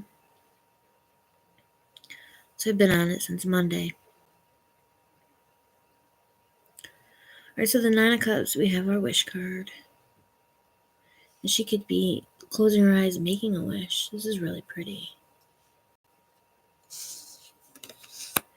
Eight of Cups, our walking away card. This is one of my cards.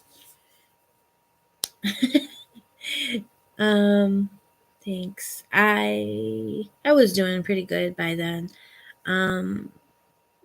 Another girl that was with us, she's like 21, so I guess she's a woman, but has been having headaches, and she had a lot of like pain behind her eyes, so I guess it was a little bit of a pain day, but she seemed to feel better later on. She sort of relaxed, and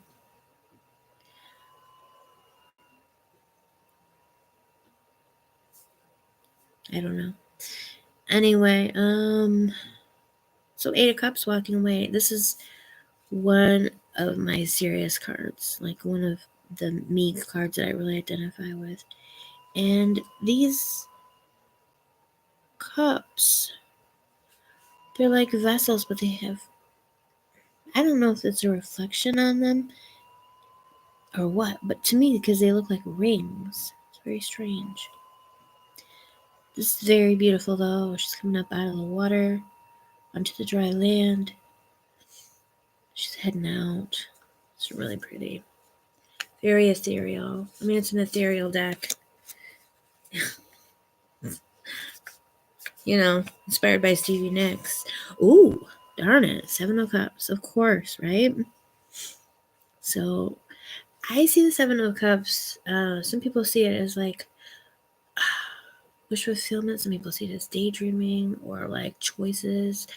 I see it a lot of times as sort of distraction because I feel like the 6 is a clear path and the 7 is like something in the path. So I feel like it's kind of a distraction, the 7 of Cups.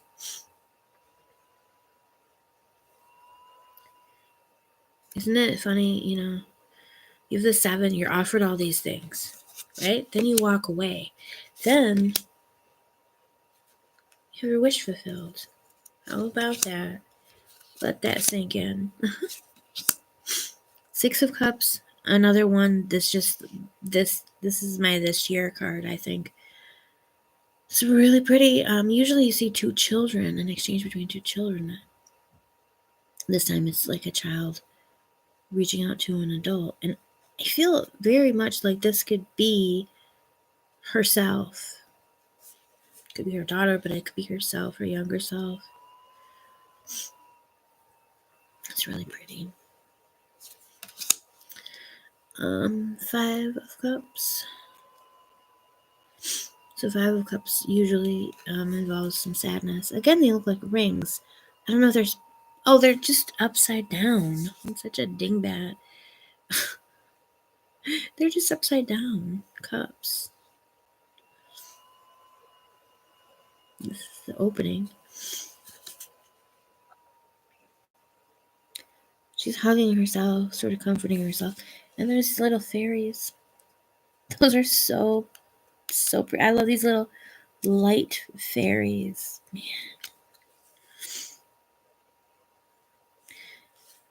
Her 3 cups have fallen into the river.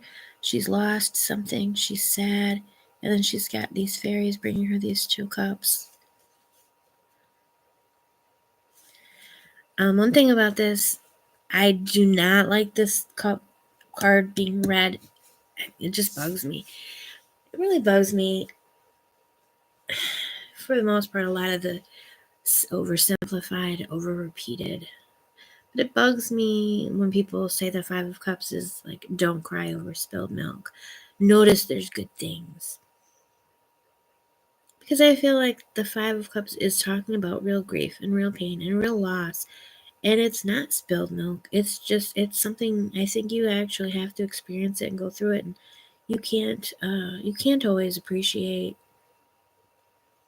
I mean, there are times when you just can't appreciate the other things around you. And I recall being depressed. This was the year that my mother passed away. And many bad things happened that year. It was a very difficult year. I recall riding in a car and saying, the sky is very blue. It is a beautiful day. I could see it was a beautiful day. And it struck me. It's a beautiful day and I can't enjoy it at all. I don't feel beautiful day. I see it. I'm aware.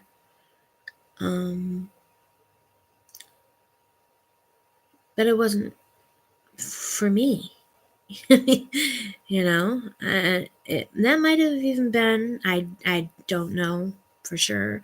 It could have been a turning point where I maybe was starting to heal because I was able to recognize that it was beautiful. I mean, the sky was clear, gorgeous blue. The weather was perfect. I was riding in my friend's car, but, I was miserable, depressed, and grieving. And it could have been the start of healing just because I was able to recognize that the beautiful day was there. But I couldn't do anything with it. And I don't believe that I was wrong for that or that I needed some, motivational speaker to give me a pep talk and make me enjoy the beauty around me, because that's not where I was. So I feel like people underestimate the seriousness of the Spilt Cups and the Five of Cups card. And I feel like this card just gives me a sense like these fairies are they're trying to bring her a little measure of comfort. And I feel like they're holding space for her, and they're allowing her to grieve, and they're waiting until she's ready to receive that, which is not yet. So, Four of Cups. So this is like the boredom card, or a lot of times with this card is I am like, you don't want this in like a does he love me card, because this is like you're trying to give him something he doesn't want. that's how I feel about this card. Is like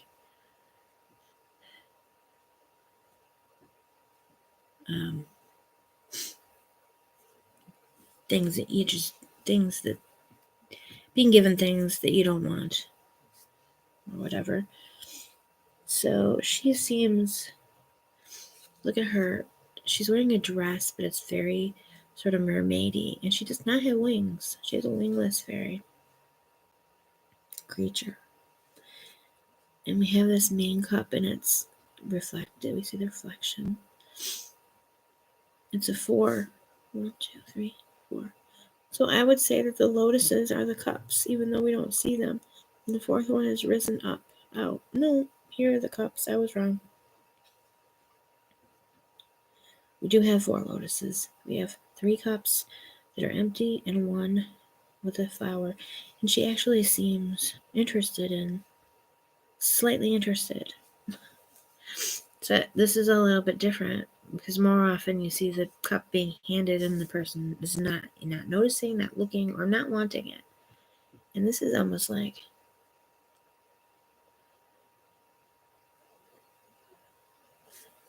that she's bored with the 3, and maybe that feeling, and she's a little bit curious about this 4th cup.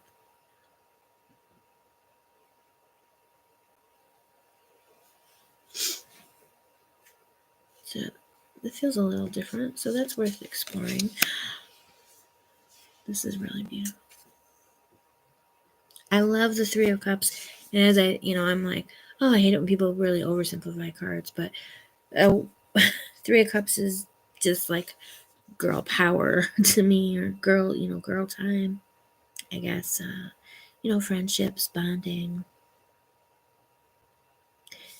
Even makes me think of like the movie Bad Moms, because there's 3 moms. They go to the bar, they drink a lot, so girls night out is a 3 of Cups vibe for me.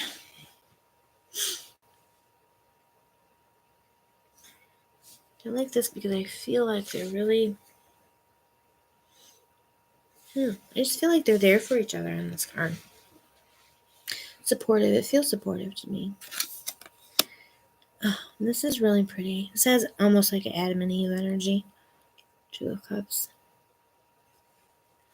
Need to look a little closer. Oh!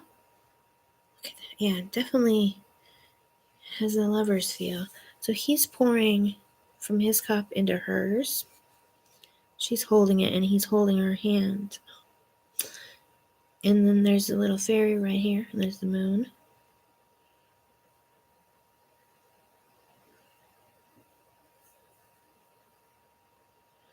It's really nice. And there's the ace. We have a dragonfly. We have our purple lotus. Our cup with the moon phases. There's no moon. There's no actual moon in this, but we have the phases of the moon on the cup. And we have water just dripping. I think that's important. Water. My cup overfloweth. There's some more dragonflies. I love it. So I'm going to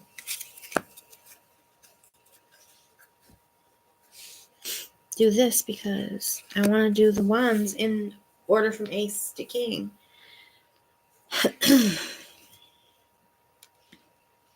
Plus, if I pick up one card, I don't reveal anything, so that's nice too. So here we have the fire energy, right? We've got the red and we've got the spark of creativity or of divine inspiration, all that. We have this kind of baby dragon. It's pretty cool. These beautiful flowers, the red in the background, the wings, the bubbles, and then on the stem of this wand, I want this wand, by the way. We have these jewels. This is just really beautiful, and I like the energy of it. I feel that like creative genius, kind of feeling from that. Wait, so we do want to turn it right that way. Okay. 2 of Wands. Okay.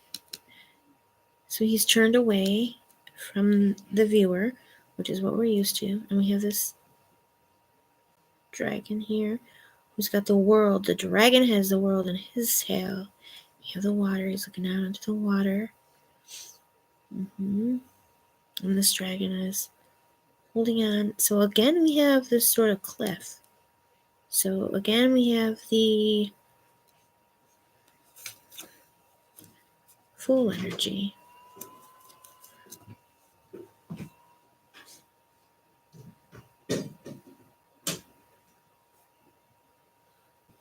Another one's awake and moving around.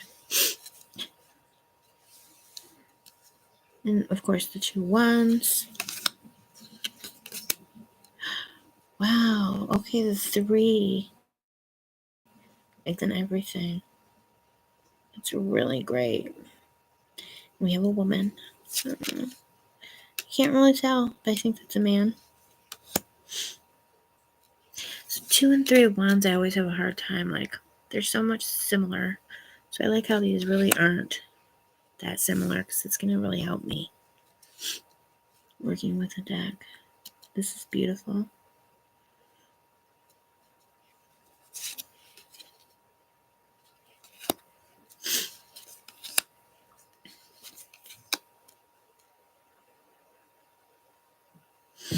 This feels like they met somewhere,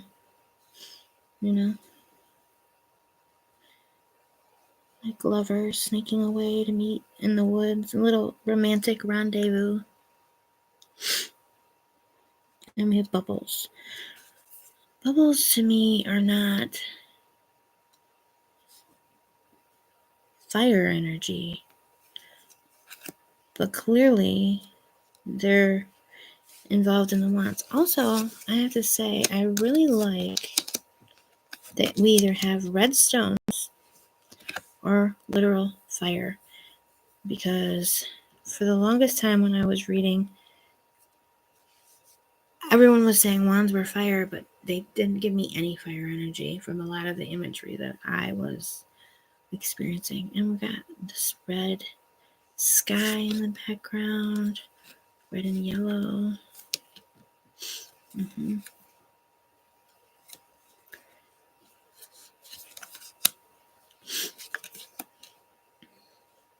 Ooh.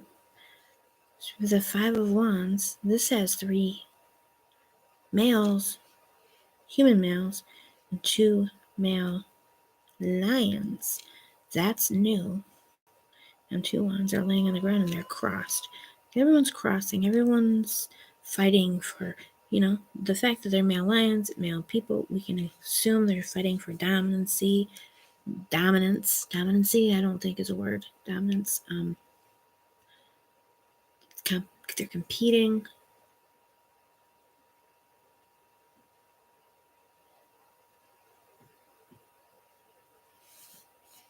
It's a competition. It's a struggle. It's 5 of Wands. Different 5 of Wands kind of point to different. There's some where I see where it's like competition. Just does seem to be a competition. There's some where it seems more like it's now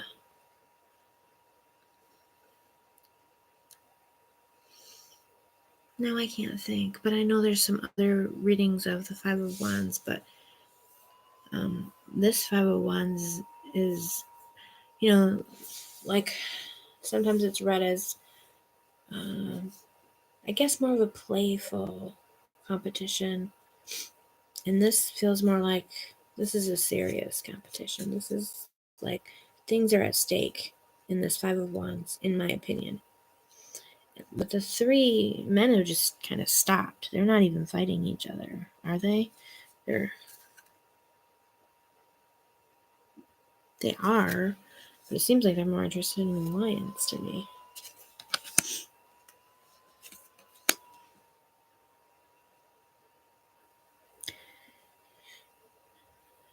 Six of Wands. This is our victory card, right? So normally we see the horse. Look at how, again,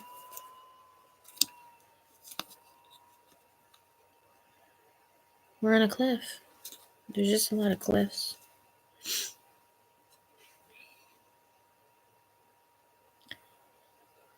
We have the laurel. And we have, people holding up their wands and like praise too. It's kind of reminds me, it's weird because it's not like that at all, of a concert where you're on a stage and everyone's holding up their lighter, or nowadays your phone. Everyone's cheering. The person is the conquering hero. They've got this lion to show that they're brave and bold and strong and fierce.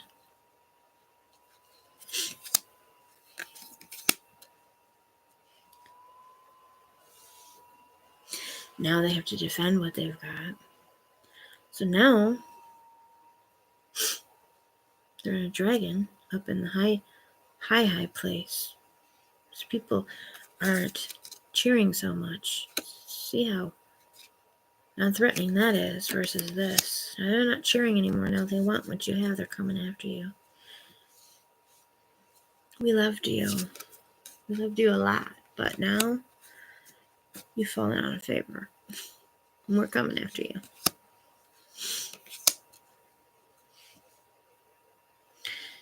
Eight of Wands. We have a parade of unicorns. Unicorns in this deck are so strange because their horns have this curve, which is super weird to me. I'm just saying.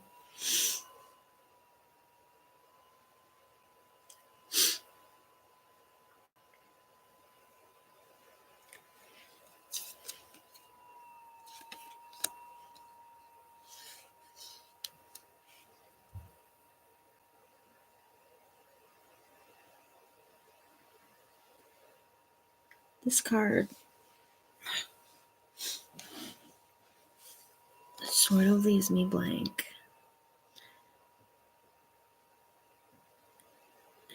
I don't know what to say about this card. I have come to a card that's left me speechless. Not in a good way. I don't want to say it in a bad way. I just don't.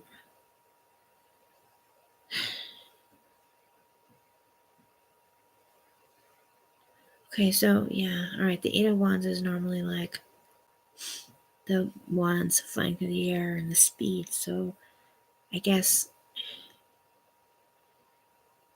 they just don't feel like they're in motion. Maybe they are.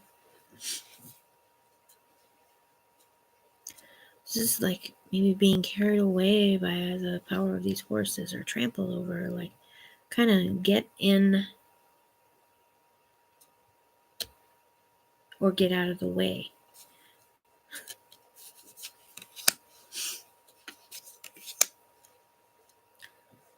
Nine of Wands. So now you're almost done. This is often called the Wounded Warrior card. This is where this person, she doesn't seem to have, they don't show any wounds or, but she's got her, defenses. She's seen it all, done it all. She's ready. She's so opposite of this, although look at how she is pretty much on a cliff again. This person is naive, and this person is world weary. This This person is not naive.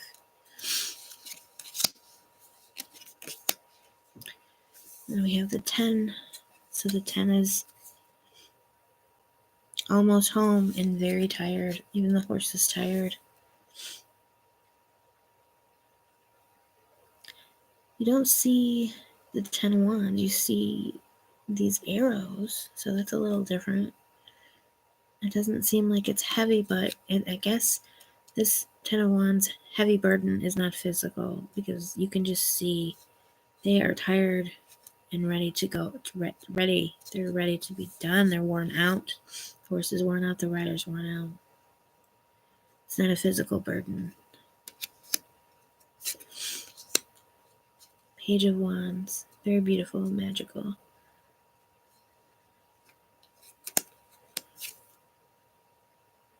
She's playing a flute. She's got her wand dragon. She's got candles. Beautiful sunset with the fire colors. She seems almost a little melancholy as well. It's kind of unusual. The Knight of Wands.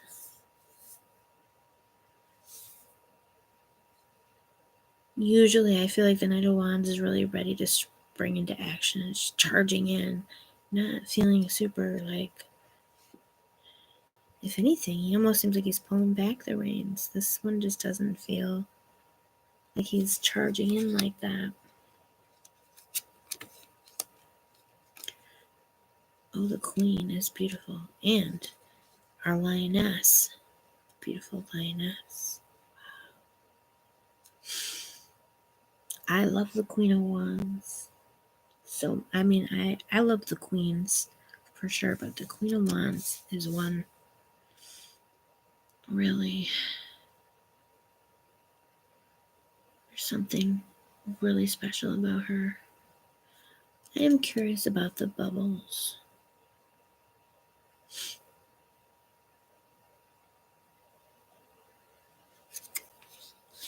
Queen of Wands is just so much power and fire and passion and drama.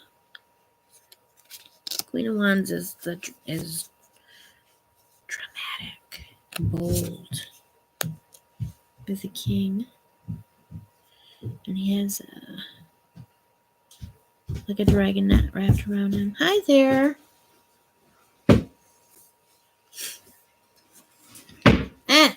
No, go over there. Go over to that side. Go over to that side. Be cold over there or be warm over there, but go to the side. Okay, honey, I'll rub your back in a few minutes. Okay, I'll get you something to eat in a few minutes. I need some food now.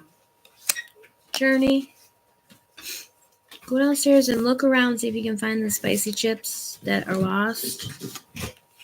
Oh, that's really nice. Very magical. The Ace of Pentacles, and we have these crystals down here.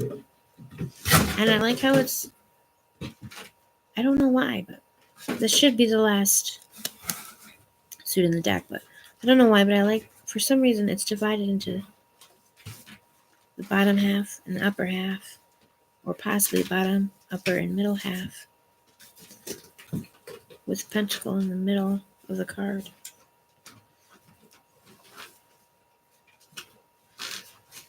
And the crystals, of course, representing the depths of the earth. It doesn't work. I know, I just want to see it. Two of Pentacles. So, of course, she's balancing, juggling these two pentacles. I just want to pretend it's working. Shh.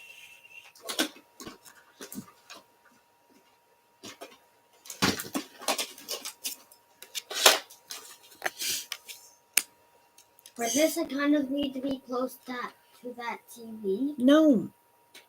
Look. Take it downstairs. Look. It doesn't work. You don't need to plug it in because it doesn't work. Maybe it doesn't work because it's not plugged in. No, we tried that before. It didn't work. I just want to plug it in. No, I don't want you plugging it into anything.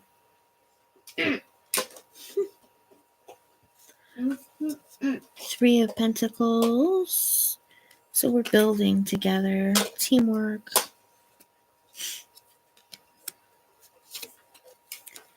Four of Pentacles. Holding on with a tight grip. Some crystals. We have stones. Little jelly bean stones. We have fruit in the tree. It's very interesting. I know why it doesn't work. No? Why? It doesn't have batteries. That might be why. So We can try it sometime, maybe. You need to get batteries. So in Five of Pentacles we have the mother and the child out. They're out in the cold, but they're holding each other, keeping each other warm and supportive. Six of Pentacles. And here we have the bounty of the fruit. These are the pentacles. Now we have, it's winter and the earth isn't giving us anything. And now the earth is giving again. The Seven. I do actually kind of need help. So this is usually like the workbench. So this one's a little bit confusing. I don't think I'm crazy about the pentacles in this deck. The Eight. Oh, here.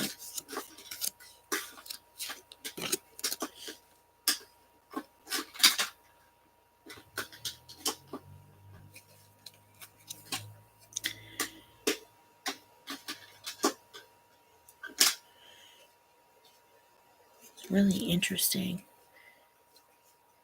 She's like spinning her dress that she's wearing. Nine of Pentacles.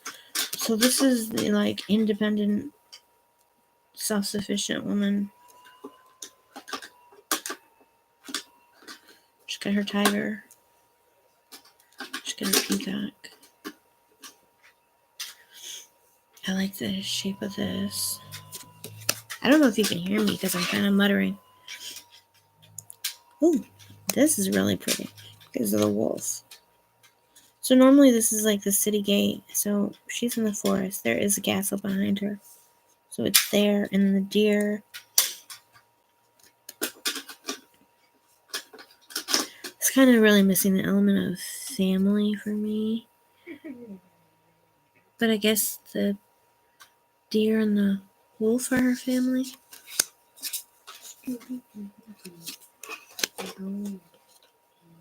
Page. Just playing some music in the tree. I do like all the trees. And we have the Knight of Pentacles. Okay. He isn't planting anything. He's walking very slowly and carefully. So that's good.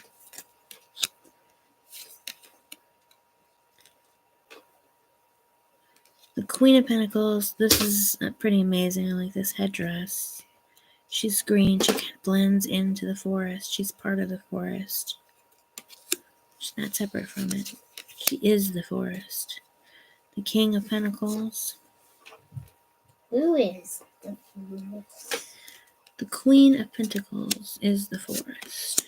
Oh, that's beautiful. The roses and the butterflies. Even the hilt. The sword.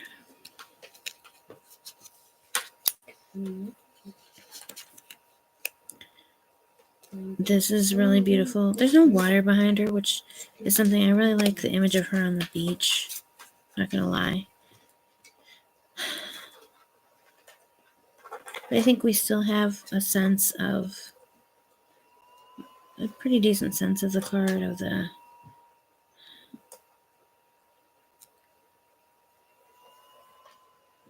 the tension, the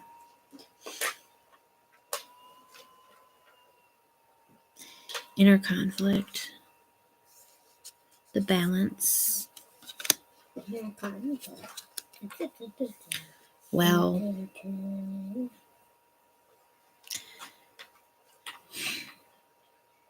what can you even say about that, right?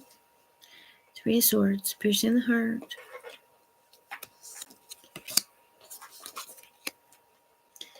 This is really interesting. Just laying in the snow it's normally it's restful, but I feel like this is almost like a coma. Like Sleeping Beauty, whose sleep is the sleep of death, but not permanent. Five of Swords. Wow. Okay. Wow.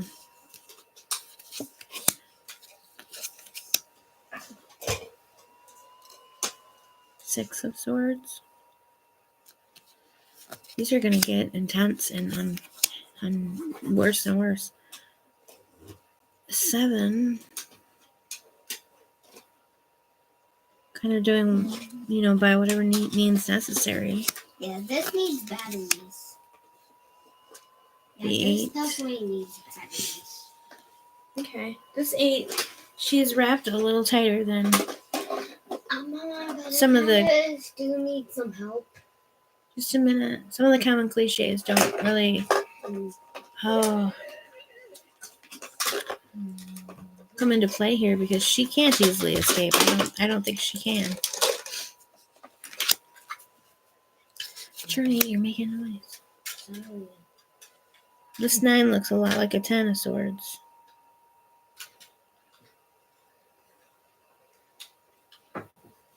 Very ominous.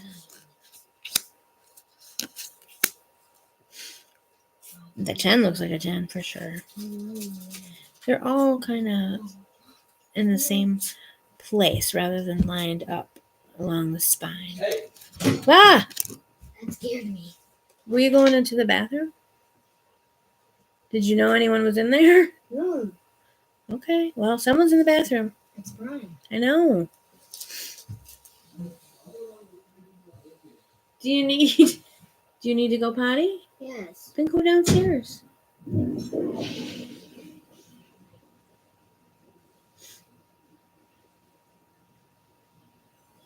Are you just gonna wait? I'm waiting for him to go into his room. Okay. Is he still? Okay.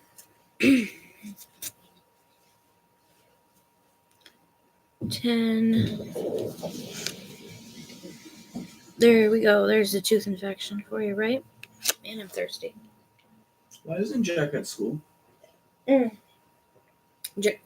taping, so I'll talk to you about it later. Recording. And he's waiting for you to go to your room so he can go in the bathroom. There you go. It's safe to go. Okay.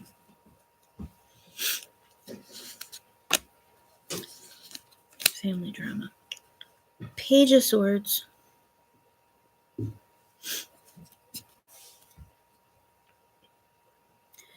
Sort of Valkyrie energy again.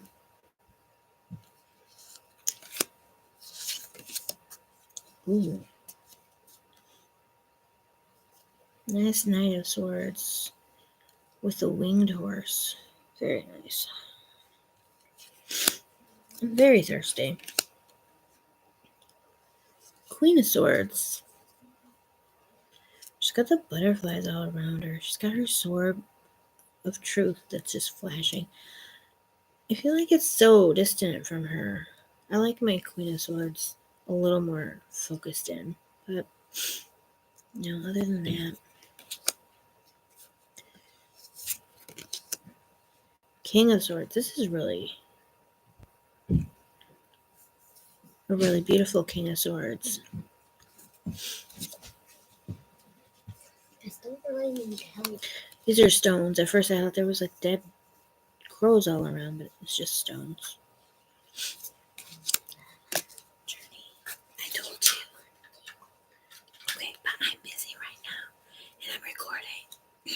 So I can't just stop. You have to wait till I'm done. And we already did the cups.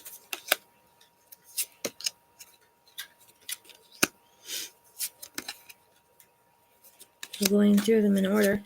Clearly the cups, the stack for me is all about the cups. So maybe that's why the cups were the first.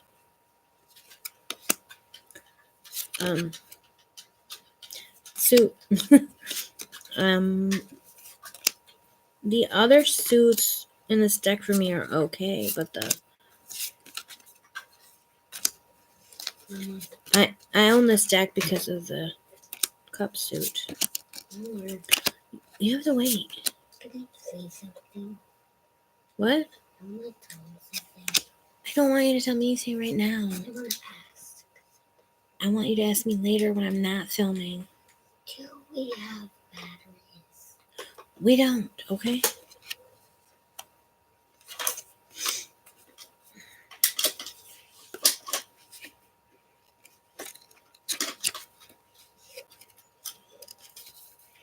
So I'm gonna just... What did I do?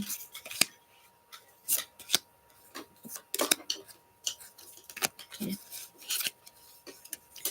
I feel like the wands are really striking and beautiful. And the pentacles...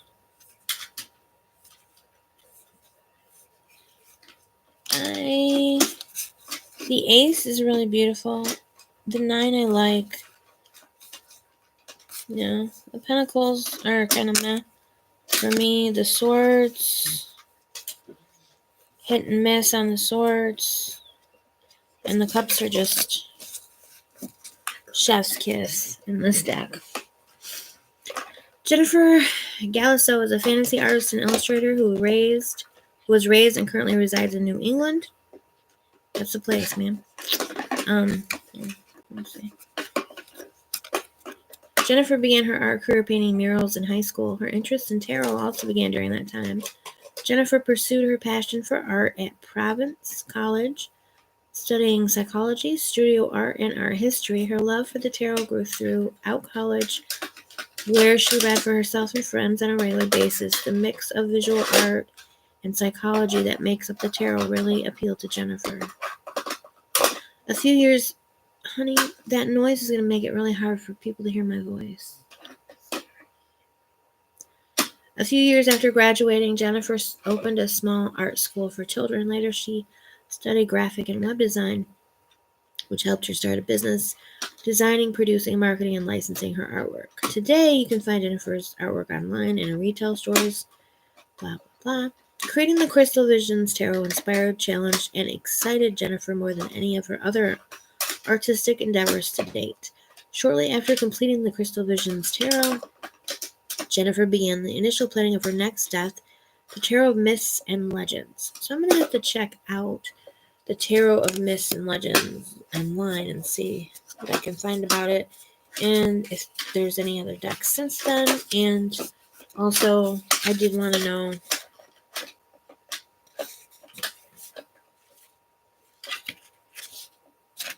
when that album came out. So it's interesting. I have one live chat because one person in my chat who I appreciate very much. But I'm pretty sure if I had typed out free live readings, there would be a few more than one. Okay, so I just wanted to do a little preview. I guess we're gonna have to set that down. Next time I get on, it's gonna be to look at this gorgeous freaking Moonology deck.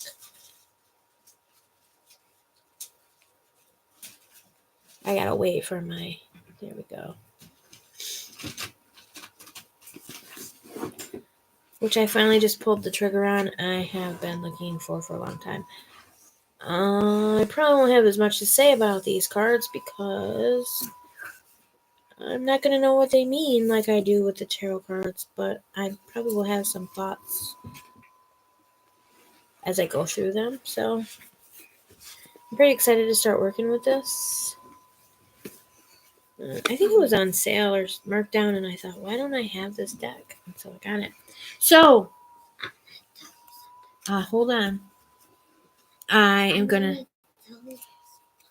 Say hi to the people online. All right. Hi, I am Amy's son. You might have seen me on a few of her videos. I am wearing a blanket right now because I'm cold. Okay, Journey. And I just wanted to say hi.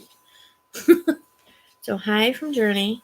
And he would like everyone to hit the subscribe button and the bell and like and comment. And I also have my own channel. I also have my own YouTube channel. So, thank you for joining us. And I need you to scooch out of the way for a second. I need to get in here so I can see. Okay. It's so hard. Okay. Until next time, tarot friends, be well.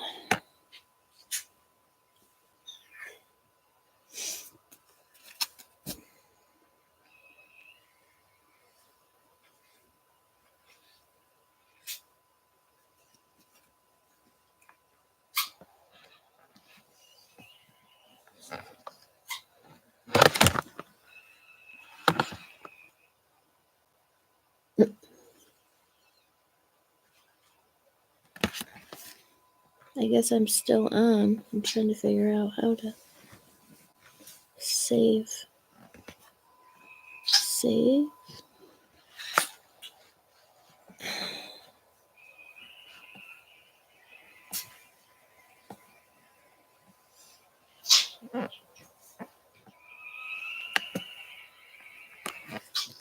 I don't know why it's still recording. It's really annoying.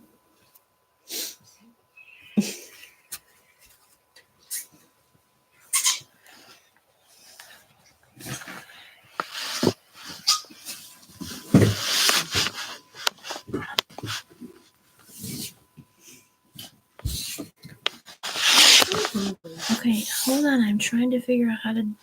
Can you hold still, please?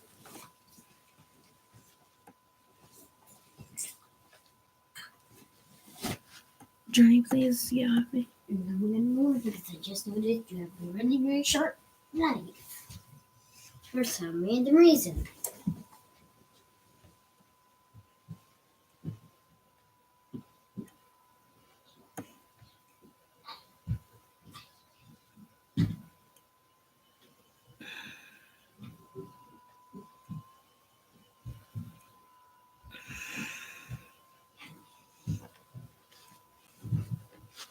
I can't end this. It won't let me end it. Save. Cancel. End stream. Oh, okay. Oh, I guess.